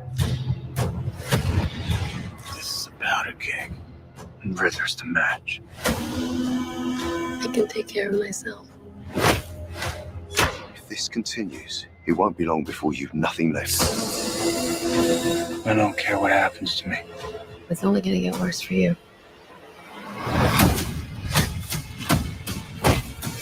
Whoa! Hey, Take it easy, sweetheart. Hear everything they say, ain't you?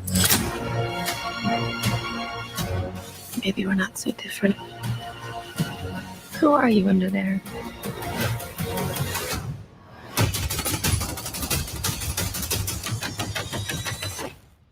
I'm vengeance.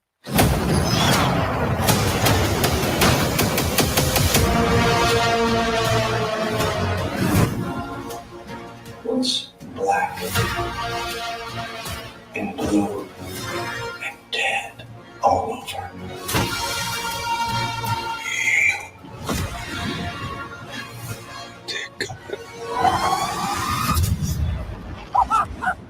I got you! I got you!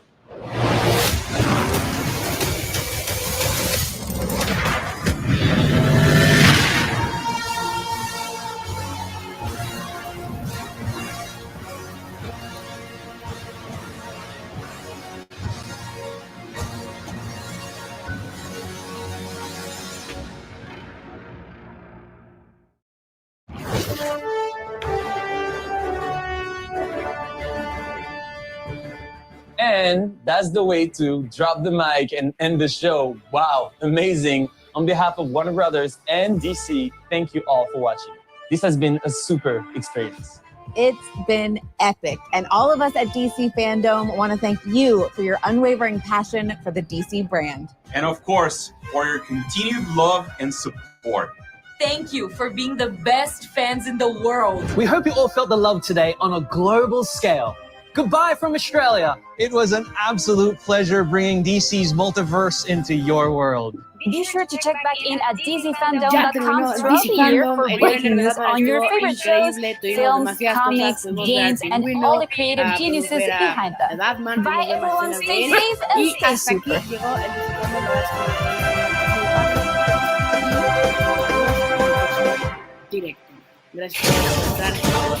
Thanks for watching. Thanks for watching. DC FanDome. Nothing compares to this. Wow.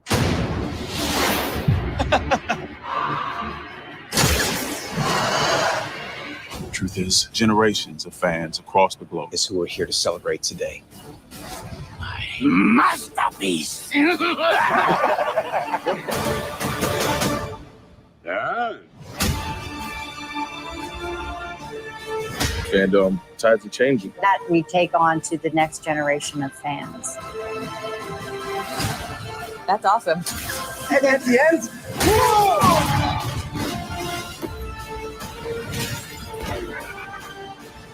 I will admit, that looks pretty great. We have it all. And that includes you, the fans. We're thanking all the fans. Love you guys. Thanks for watching. Thanks for watching. Thanks for watching. Thanks for watching. Thanks for watching. Thanks for watching. Thanks for watching. Thank you for watching. Thanks for watching. Thanks for watching. Thanks for watching. Thanks for watching. Mahalo for watching. Okay, we're done here.